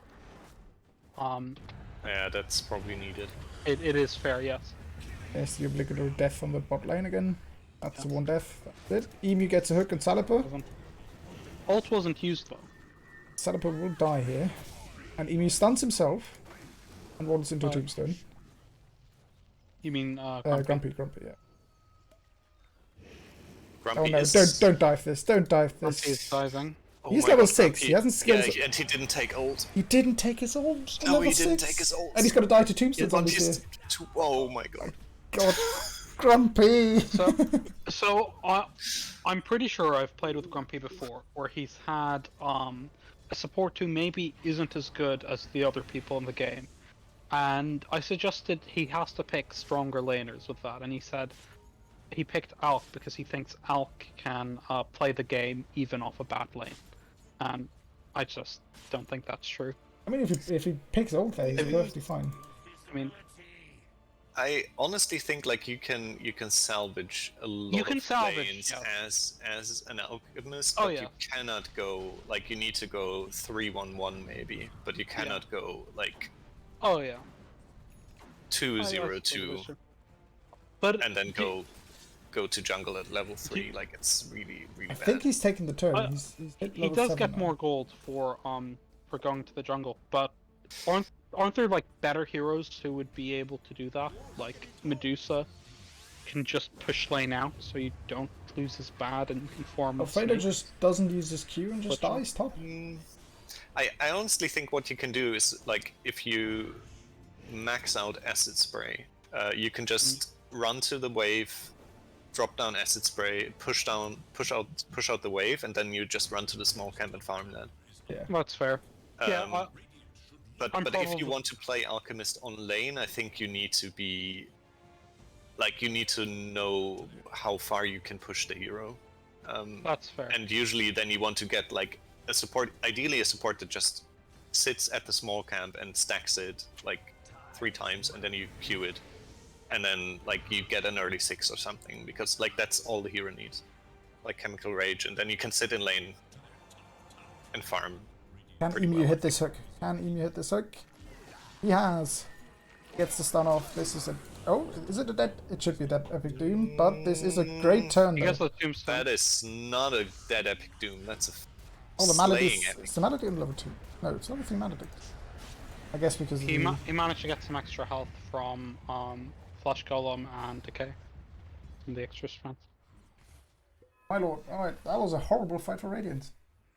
Stun stacked a bit with the paralyzing casts into the Dismember. Great global silence to cancel Dismember there. I mean, to be honest, I also see that there's nothing wrong with Undying having 70 strength when pressing Flesh Golem at 13 minutes in the game. Like, that seems fine. Oh, great hook by Emu, but this... I mean, he's completely alone. But he... Ice Path misses. The Ice Path is missed. But, Hammer's dropped. Oh, Celebrate dies because he turns around. You know, triple kill for Lander. Might be even be a quarter. Really, like this is a 3v1. Probably need to be careful. Looking for him. Doesn't have a TP, so he might be able to hide behind some trees, but he's this is also something that will... Oh, they found him. Oh, Viticus cancelled the W. He might still get it. He's slowed by the Witchblade. He got 1 bit Witchblade on. Yep. This is a dead Primal Beast. Yeah. I think this will reinforce NPR's idea that he should never leave offlane, which is also true because he could just take this tower. Yeah, you definitely want to take the town, then leave. But this might create problems for Dire late in the game. And QueenSlander thinks he can fight. Oh. And he gets Chronosphered. with silencer hitting him inside the chrono. It's a nice chronosphere. I like that. Yeah. Well positioned, so silencer can actually hit inside. I don't understand why Grumpy is top when bottom didn't have a hero in lane for like probably like 2 minutes now. I'm guilty of that because like you don't realize that it's safe for at least a little bit because you think, oh no, they can just TP to that tower. It seems like this. If you look at top right now, that's what baits you to go in there, right? He should have TP top here and taken those 3 range trees instead of TPing bot and taking one single wave. But then instead of walking into the top jungle, you really need to go into your triangle and farm there. Yeah. As soon as you hit 6 with Alchemist, you can take Ancients. There's no real reason not to go into the triangle and farm there. Ooh, sweet little stack there, GrumpyNerd. Doing a bit of catch up, but he's rushing this Radiance, which isn't that good in this game because he's not really taking physical damage, he's mostly taking magical. Problem is also that they are all converging healing onto him. Yeah. This might be a dead Grumpy again. There's a Primal Beast about to slam into the ground. Grumpy. Oh, Landrio's here. Oh, this sort's gonna do dead OD. Do they trickle in more people to die? I mean, let's hope so, because Zalaper wants brains. There's 1 brains. He has 12 already. Seems like a call has been made to stop the bleeding. Viticus is going for an ATOS on Underlord, which I like.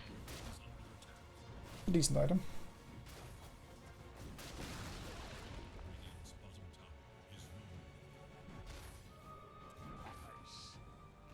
I think this game is a very good example of why people tend to ban out Undying and Primary Beasts as the first bans.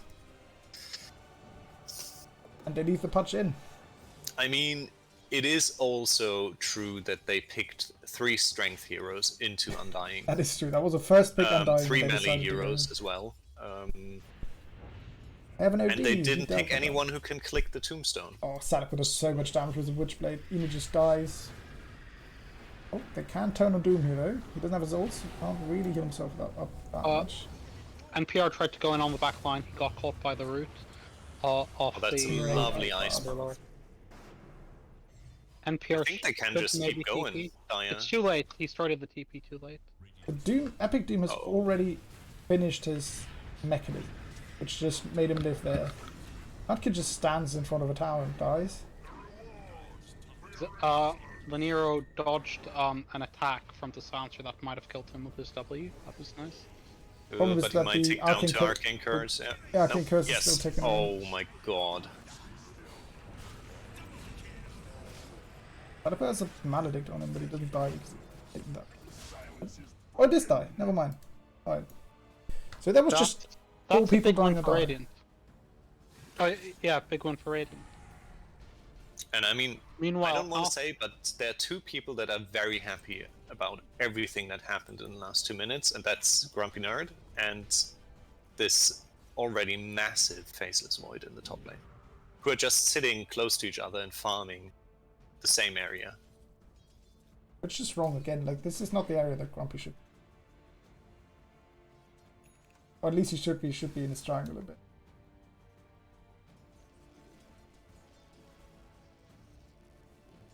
He's going, Zal's going for a Hurricane Pike, which should help with damage into Chronosphere.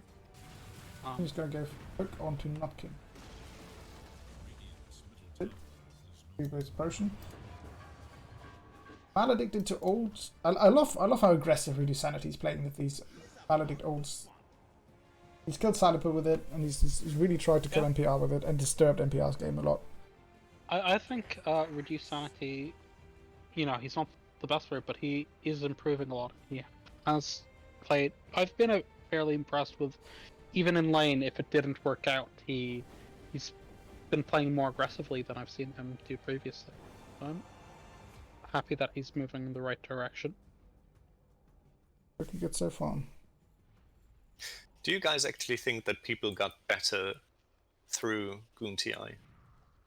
I think, for example, the Nutkin ward in Radiant Jungle is a really neat ward. And I'm not sure if that's because Nutkin watches TI, or if it's because they played so many games during Goon TI that he picked up like those sweet little ward spots. I think a few people got better too. I think we saw a lot of better performances than they usually perform in the in-house because they took it more seriously. Like for example, Live Love Luton did a lot better than they would that team would do normally in an in-house because FedEx isn't trolling as much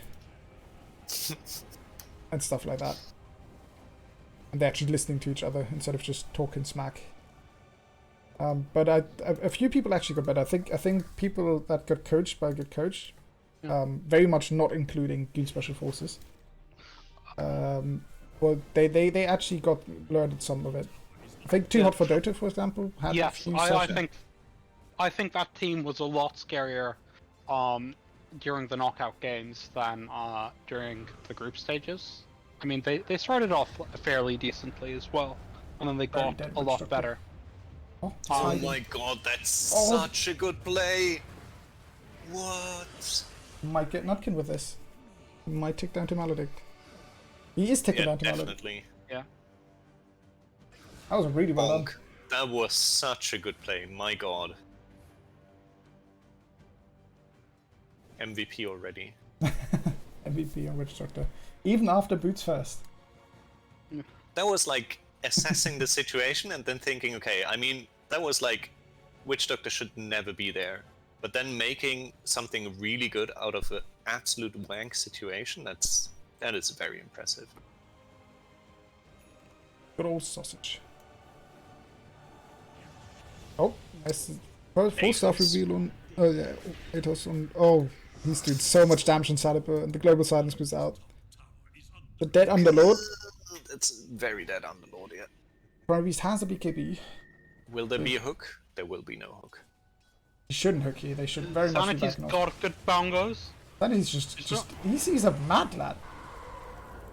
Oh, there's the BKB of NPR. And there's the ult. This should be... Oh, nice cancel by Emu, but this should probably still be a dead under OD. He has nothing to get away from here. Meanwhile, Radiance achieved. BKB almost done. He is top net worth. You know, Grumpy's top of the net worth. I might have to eat my words about... You know, Al can definitely recover. Yeah, but he's only like 1.4k above the other carrier, and he's an alchemist. I mean, it's a little bit worrisome that Alfredo is massive as he is. And it's also worrisome that Nutkin already has a shard and is halfway to Ags on this post-4 Jakiro. Like, Nutkin's been doing great these games. I see this so often from the Jakiras, or in general from support players in the Goon games, where they get really greedy and get away with it because no one jumps them. Like, this Jakiro dies to everyone who gets on top of him. He's nothing. But who's there to get on top of him? Exactly, like, that's the problem.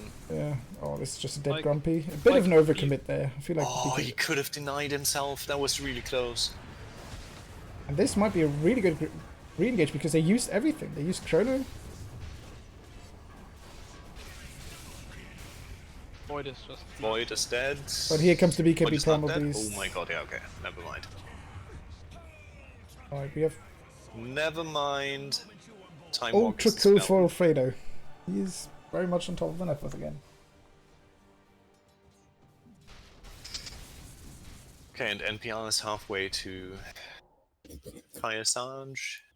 What are the next, what are the things that Radiant waits for? They almost have BKB on Grumpy and on Lanero.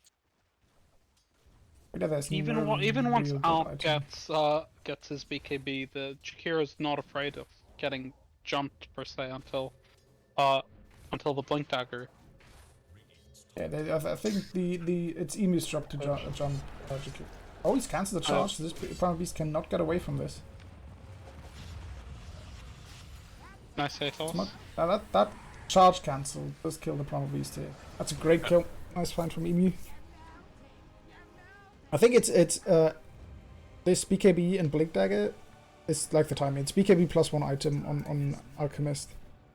They're looking for a kill here because NPR is dead, and Salipo has shown himself, and will very much die for this. But Emu, he will take Emu with him. He's still gonna die, but he has but he's taking 4 brains with He's him. taking 4 brains. He's already got the 4 brains. Emu's getting dumber by the minute. Emu And we all know has already. mana. I don't think Emu has mana enough to cast all his 3 spells at the moment. It's not quite accurate right now because I think if you die like this, it still counts the W hitting you. Okay. You have to check when he's back up. Let's wait. Yeah, he might have to go like a Lotus Orb on Emu or something. It's a great item and it gives you some mana. He does have the mana, but he also has a Fairy Trinket. He'd still have the mana without a Fairy Trinket, but it's fairly close. Yeah, I think I'm gonna be on Brain Patrol.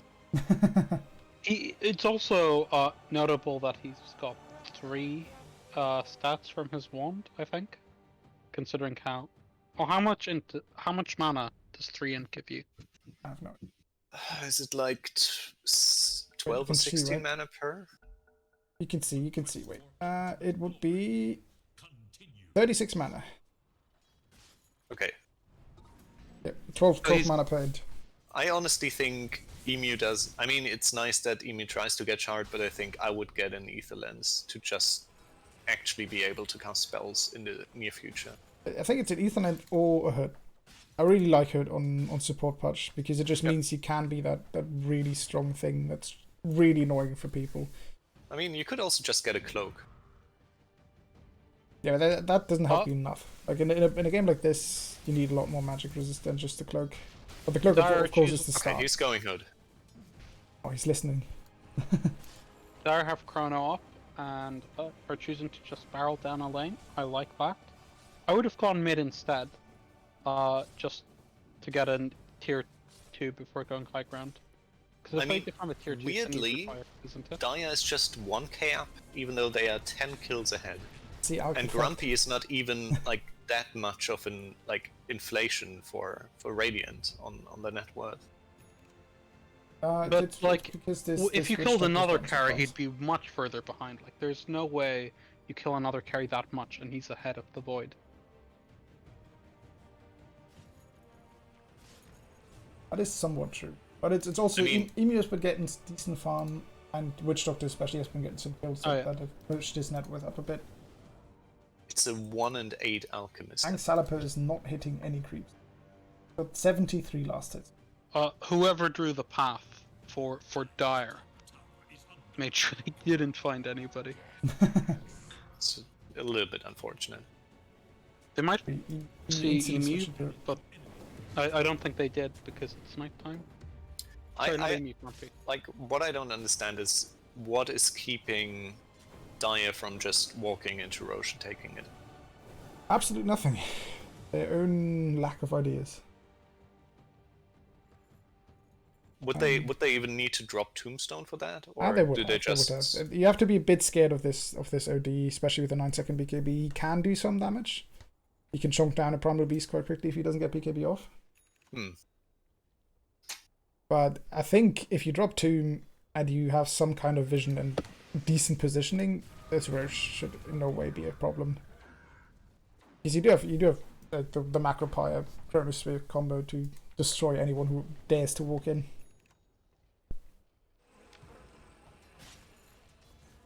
I think honestly, in 1,000. Do you think Radiant could just sneak Roche? No. Because they've got OD does the damage. They have a bit of armor reduction Grumpy, but OD does pure damage. If they're missing off the map, like they could not sneak. Dia has too much map control to let them sneak into Roche. I mean, could they do it? Technically, yes, but like, what do they do against, like, in pits, against Macropire, against Chronosphere? Oh, not absolutely. Global nothing. silence, like completely secretly. Would solely rely on the stupidity of the Dire team if they get Roche. Granted, it might be worth, like, shot worthwhile, but I don't know. Like this could like if Radiant does it and fuck it up, that's Yeah, it's game game for them lose. because Yeah. that's also probably Roche and maybe a lane of Rex. Radiant have snuck, they're going to find NPR here. Let's have his BKB, so they do need to But have he this does job. have. There is a Blink on punch punch there, cancel blink on TP. punch. Good damage done so far, and now they just need to wait out this BKB and they can take this fight afterwards. His team's coming in. I see Emu stunning himself, setting himself up for a perfect ice path, not having his ult out or his BKB. And Keep calling Grumpy Emu. it is Grumpy Emu, still, right? True. Nice survival there on the Witch Doctor. Oh, the mech does so much. Chrono against Alk, yeah, that's four people dead. The mech saved Xalapis go and high Nutkin's ground. life. And honestly, I think creeps are close to base. I think they should just go high ground. This Yeah, it's first the five. they are going Roche. If they do neither, it's criminal. I mean, if they go mid and push through mid, it's also. I think they yeah. Alfredo made the Roche call.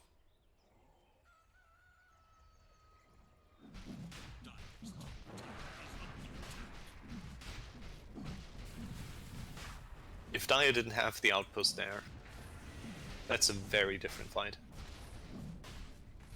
Oh yeah, if he gets he walked in with his stun on him and stunned himself to set himself up for an ice path, Ew. Okay. which is always it was a tough start for the fight, and then they nearly got 2 kills, but Epic Doom saved them both. This was a mech and a soul rip.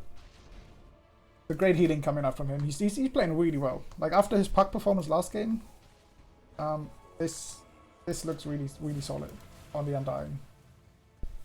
Probably showing how strong Undying truly is.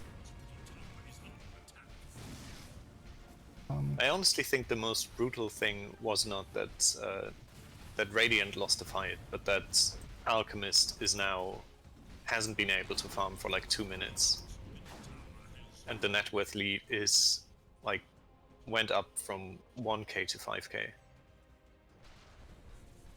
which again it's not insurmountable, I would say, but the problem is like even now Grumpy is not hitting creeps. He's Yeah, just I like think he should be scared and farming sitting in now. base.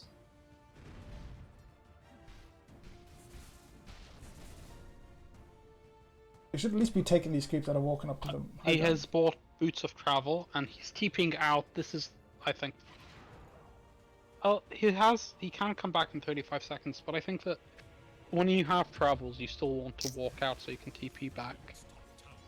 Well, I mean, they are losing top tower anyways. There's no way Yeah, that they sure. defend that. Oh, definitely, So, but they will get a few. He has time to TP back. Oh yeah. There's a good Oh, that's chance right. that he Yeah. just gets left alone in this jungle though. So this is maybe the area that he can Yeah. actually farm right now. Oh, definitely.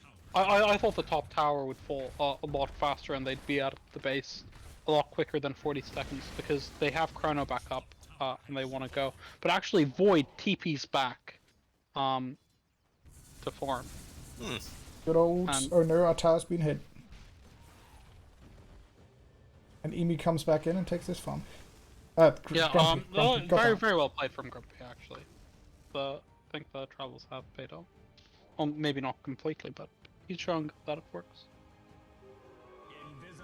Okay. Alfredo is Smoke. getting Skadi next. I don't have a which is blink on the Promo really Beast good. yet, so this is just the smoke walking into them and turning around. The Alka's, like Alka's a hero that's designed to have a net with a lead. Not having it is a problem. And Salipos now somehow found some farm. He's gotten over 100 last hit. But as a mid, he's kind of weak. This is not the kind of farm that you want to be on. This is probably mostly why it's only a 5k lead. Salipos had a free game. He's not been contested that much. And he's only 5k. He's 300 gold above his Primal Beast. Then I guess he has died 7 times because of his Witch Doctor. I think that's why I said you probably need a Midas, because when they took away the glaive bounce on Great hit from They're Emu into fighting a high ground. 2-man Chrono. He only has Patch and Underlord in this. Patch dies in the Chrono. Underlord gets saved by OD. that's a but- nice silence though. The BKBs and the Global Silence come out and there's nothing the Radiants do. Emu bought back. Alfredo does not have BKB when he comes out of this. And this is a 9-second BKB on OD. He can really start to do some damage here. This is very close. Oh. Die back on Emu. Can I just point out that during the whole fight, Grumpy wasn't there. He had 20 seconds left on his TP at the start, which is why I think, like I tried to say earlier, you should walk out so you can TP back home. That is true. Grumpy just did not join this fight. He couldn't because he TP'd out. Travels, the fact that you can TP to creeps, I think is a bit of a bait, but best use is, I think, TPing back home. Oh, Reduce Sanity just waddles in, drops his ult. This is the BKB reveal from Grumpy. He goes instantly for Nutkin. It is at least a dead Jakiro. That's good. Gets a top of Salad, but he should be hitting Epic Doom here. Yeah. Oh. Great little root from Viticus. Oh, the banish. The banish is not that good here. But it's still a complete team wipe for Radiant. After 2 buybacks suspended, so they paid for it. We're going for this T-Force. It is unfortunate that the kills went to the Witch Doctor. Both good. I mean, Witch Doctor's pretty axe. much carrying the game, so... Yes. Yes, that is true. I think that's pretty okay. All things considered. No. And the axe is pretty strong this game. They might look back and wonder why they didn't go high ground here, because they don't have buybacks on Faceless and Silencer. They might have been able to. I think nothing better to do than taking these tier 2/2s is fine if you're scared of a buyback. Yeah. And even if like they're gonna get a. Oh yeah. They still have a glyph. Yeah. I think you would go high ground here to force out the glyph and just run away. I mean, they also bought back on Grumpy, so I assume Grumpy wants to recover farm. That's fair. I mean, I say that they might regret it if they watch the replay. And you shouldn't regret calls that can only be made with hindsight. But do you think that they could have taken a lane of Rax against the Jakiro with Ags? No, they never take a lane of Rax. Only 30 seconds. They never take anything. I think you're right. I think they made the right call, actually. Now that you've pointed everything out. Right, Grumpy jumps up on top of the net worth again. He now has his AC, but he doesn't do that much damage with his hits so far. He kind of needs like this basher, and then he can maybe man fight the Void. Who is going for Skadi, I assume. He's good for Skadi. I honestly don't think there's anything that stops this Void in this game.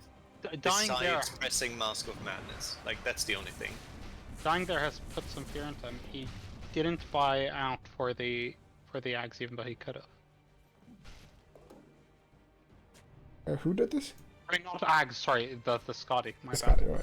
I think it's only because he wasn't close to Secret Shop. I assume that. His courier was at the Secret Shop with the money. He's saving buyback now. Oh. Actually saving buyback, which I can kind of get behind, but you have 2 glyphs. It's not that scary. They took a lane of Rags. I honestly. I would have bought out. Yeah. Gotta be honest, I would have bought that Scotty. I can see what you're saying, Red. It is kind of sad, this Underlord build. But I think it's the best you can get in this situation. Like, the BKB doesn't hurt. Wraith Pact would have been maybe an idea. Wraith Pact is a nice item on him. And it doesn't die that quickly in this game as well. So yeah, it would have been good. Will they drop everything on this illusion? No. I like what Grumpy's doing here, hiding in the trees. I think the biggest hope that Radiant has is Laniro. If he gets this Hex and gets a good jump on Void, he can die at any stage of the game. But isn't it like when... Like, I mean, if Silencer presses Global Silence... Yeah, he has no damage. Unless he but that would require Zalaper to pay attention. But I think Laniro needs to press BKB when going in, because otherwise he just gets Giga stunned by a Jakiro and like NPR and stuff. So I think like this is really difficult for Laniro. Found the Check this out. Tier 4 items are on lock. Let's see what they have. Okay, Grumpy's Telescope. He's Telescope. getting a Bloodthorn. That's not the worst. Not the worst, that's true. They're getting an extra rush on. Extra rush is up, that is true. There.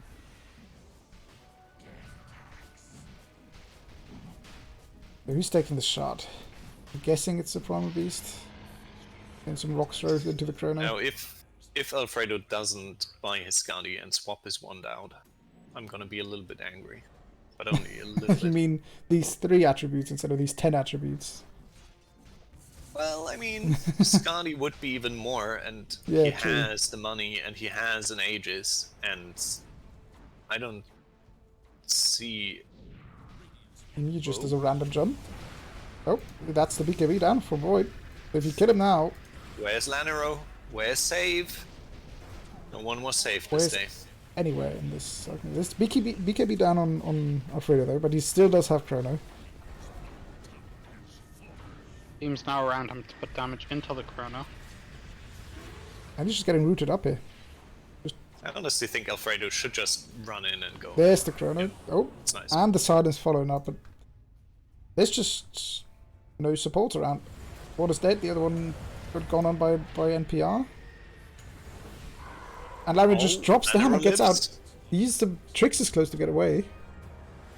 I think the Nero meant to vanish the void and accidentally vanished. Unfortunately, Grumpy died to Celeber, and that's the dieback. Oh, and that's a call from Emu. Oh my god! That's why would he call it and then do that? He fake called it. They've cancelled it? No, they've not cancelled it. You can't call it in the Inhouses. Really? I mean, you can always cancel it, but it's a rule admin override will end the game. Yeah. Like, I honestly think they could have, if they continued fighting that, they might have had a chance. That They was could have definitely turned this. They sit at the top lane of Rax and both tier 4s. This was not GG yet. I think Emu was very frustrated by how he died there without any help. I mean, as a 1-10-10 punch, I would be also very frustrated after this game. But then again, it was a last pick punch, so Emu was insistent of this is a good punch game after seeing probably the whole draft. I would say, I think it was the absolute last pick. So I'm not sure that that's something. We've got the Witch Doctor from the previous game here for a post-game interview now. Oh, so the only one. Holy shit! That fucking game. You're live on the internet, by the way. Yeah. So Am I? Oh shit! Am I? Fuck. Yes. You joined the wrong channel. Hello. Oh, I thought. Well, you're in fucking Dotes 4. I thought we were gonna chat some Dota. We can. Play some Yeah, Dota. I just casted the game. But you played an interestingly aggressive Witch Doctor. You did some nice plays. Yeah, I don't know. I messed up in that early lane, and you know. Out of interest, where do you think your mess up was? My fucking placing a ward in the center to block their camp rather than unblocking our camp, which didn't let me pull and reset the lane for Alk. I was just brain dead after work. Later on, it was just because Alk lost that lane, they just were TPing to follow the Alk the whole game, and it was quite sad. So that one's kind of on me. What Stormy wants to hear is that you shouldn't have bought boots. Yeah, I mean, I might be wrong. I was told to buy boots. It's I was perfectly told fine. to buy boots so that I could dodge shenanigans or whatever. I guess I don't know. I was told to buy boots. I don't normally, honestly. Who did make that call?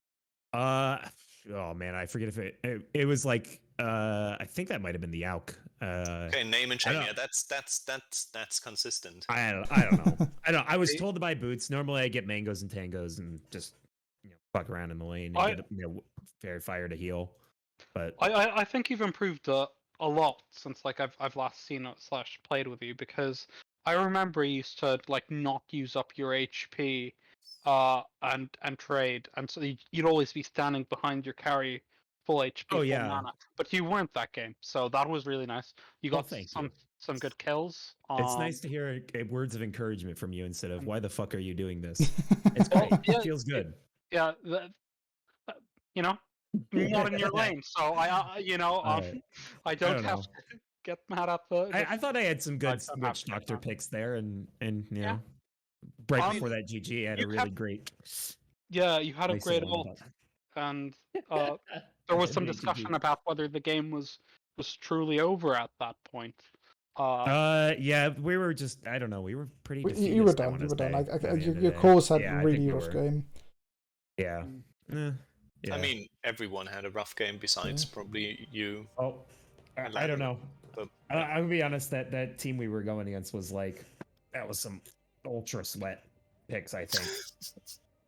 Not gonna lie. I mean, you've got bans though. Like, Right. I'm dying, right? It has to be said, Dyer has proven here why the Primal Beast is one of the most contested heroes in TI, why it was one of the most contested heroes in Goon TI, and why it's in general a really good hero in the current meta. The same with Undying. Those are just two extremely solid picks. You know, it makes invading to get an early first blood impossible because he just drops Tombstone, right? He can, especially when we had that lane with 2 strength heroes, right? I mean, the lifesteal on that is just so crippling against like our Pudge Underlord lane, right? Yeah, it's strong. can I just ask about the draft one question? Sure. How insistent was Emu that this is a very good Pudge game? Not at all, actually. It was more like, I really want to play Pudge, so I chose to play Pudge, you know, and which, fair enough. I mean, if you're playing a game, the whole point of it is to actually enjoy the game. It's not to sit there and be sad and angry all the time, like, you know, as much as people think that's the core of Dota, you know. That's a good attitude. Not when you're playing with me. I expect you to try hard, but it's a good attitude otherwise. I mean, one could say it might be a 1 in 10 Pudge attitude, but Yeah. Yeah. Oh, yeah. No.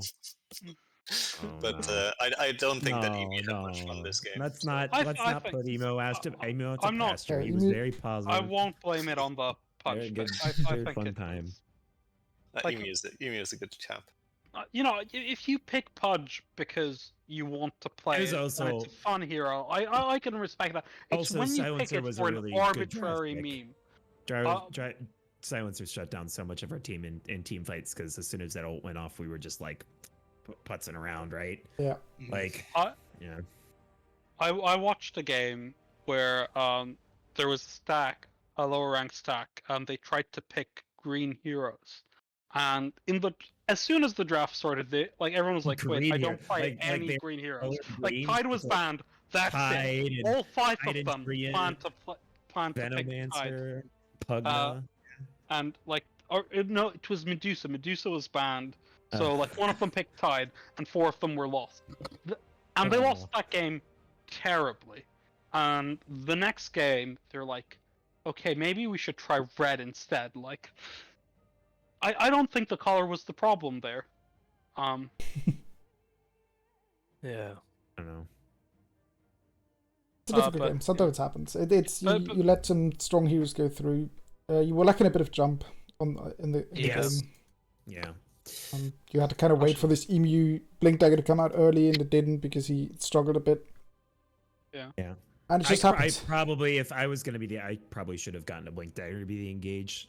No. At that point, we were slow and rolling. No, But, I don't think yeah. so. No. So, Right. I mean, you Bad could, game. but Tough game. I don't think so.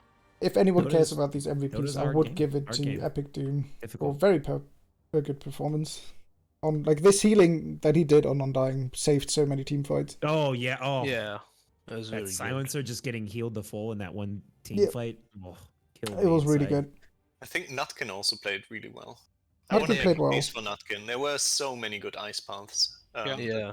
Completely disrupted No, the flow of no, fights. don't. I don't want to hear about an ice. I don't want to hear about me getting ice path and just blitz down. No, Okay, It wasn't cover good. your they ears. were good though. All right, So yeah, I would go Right. MVP Doom, honorable Nutkin. go then- crawl under a rock or some shit. We're looking at dishons. I don't think there was an Nice. LVP. We could give it to Grumpy for playing a very Played like sad shit. out No. game. I think the skill build is the criminal part. Like, there's no reason you should ever get more than 1 point of passive in your lane, even if you have a good lane, because the other skill, like, they just excel you into farming then quicker. Like maxing your Q is essential for. I think being I'm efficient gonna at farming. give the LVP to Emu though for drafting. I mean, Eh, did he I need mean- draft that? Emu was their drafter, Emu was the captain, and he didn't ban Undying, and he didn't ban Primal Beast, and that's why But they lost the it's- game. but it's not how drafts work in houses. So And I think you know, putting the whole LVP on the skill build is maybe I wouldn't say unfair because he did do it and it was criminal, but it might be a bit extreme. But I'm okay with it a little bit for the fact that there was a whole fight he missed Yeah. because he didn't have TP because he bought bots and TP. In the last fight, he just went out to silence and died instead of the faceless void. I mean, Alk cannot really fight the Faceless Void. Yeah, Yeah, but- I I don't understand think the really decision anybody comes could to at silence them. that point, right? Should at least tried. I honestly think I I don't see there's an LVP in this game. Yeah, I don't think so. I mean, No. like, can you hand out dis-ons? I mean, you could say I don't having know. a carry If with zero I would denies. never give Grumpy an LVP. The LVP definitely goes to Emu for drafting. I beg to differ, sir. I beg to differ. He I picked take himself the Pudge stand. and went 1 in 10. Yes, but like the way, I mean, you could already see with the first couple of bans what teams are doing. They are looking at the enemy team and they are thinking, what are their best heroes and what don't they want to play against? And then you like sit in a room where you ask people, what can you play and what do you want to play? And then people say, I want to play Underlord, and then you pick them Underlord. And then in the end, one pick is left, and you think about, okay, and how do I enjoy my evening? And that's with a 1 in 10 punch. And I think that's not LVP worthy, that is MVP worthy, because it takes this game and transforms it into a fun event for the whole family. That is true, but he again, Yes. the biggest reason Emu, is they managed to and pick Undying. We decide because he's won too many MVPs, he's too good for the in-house. Anyway, yeah, MVP MU for that draft. GG guys. Have a good night. I've Our gotta last go ditch effort join a of friend. Yeah. Thanks for having me, Syler. Cheers, Thanks for Syler. playing, everyone, and thanks for watching, everyone. The stream might go on, but I'm out. No, Peace. I'm done. I'm going. Good night. Right. I will see you lads sometime. And goodbye, and thank you for everyone for watching the stream.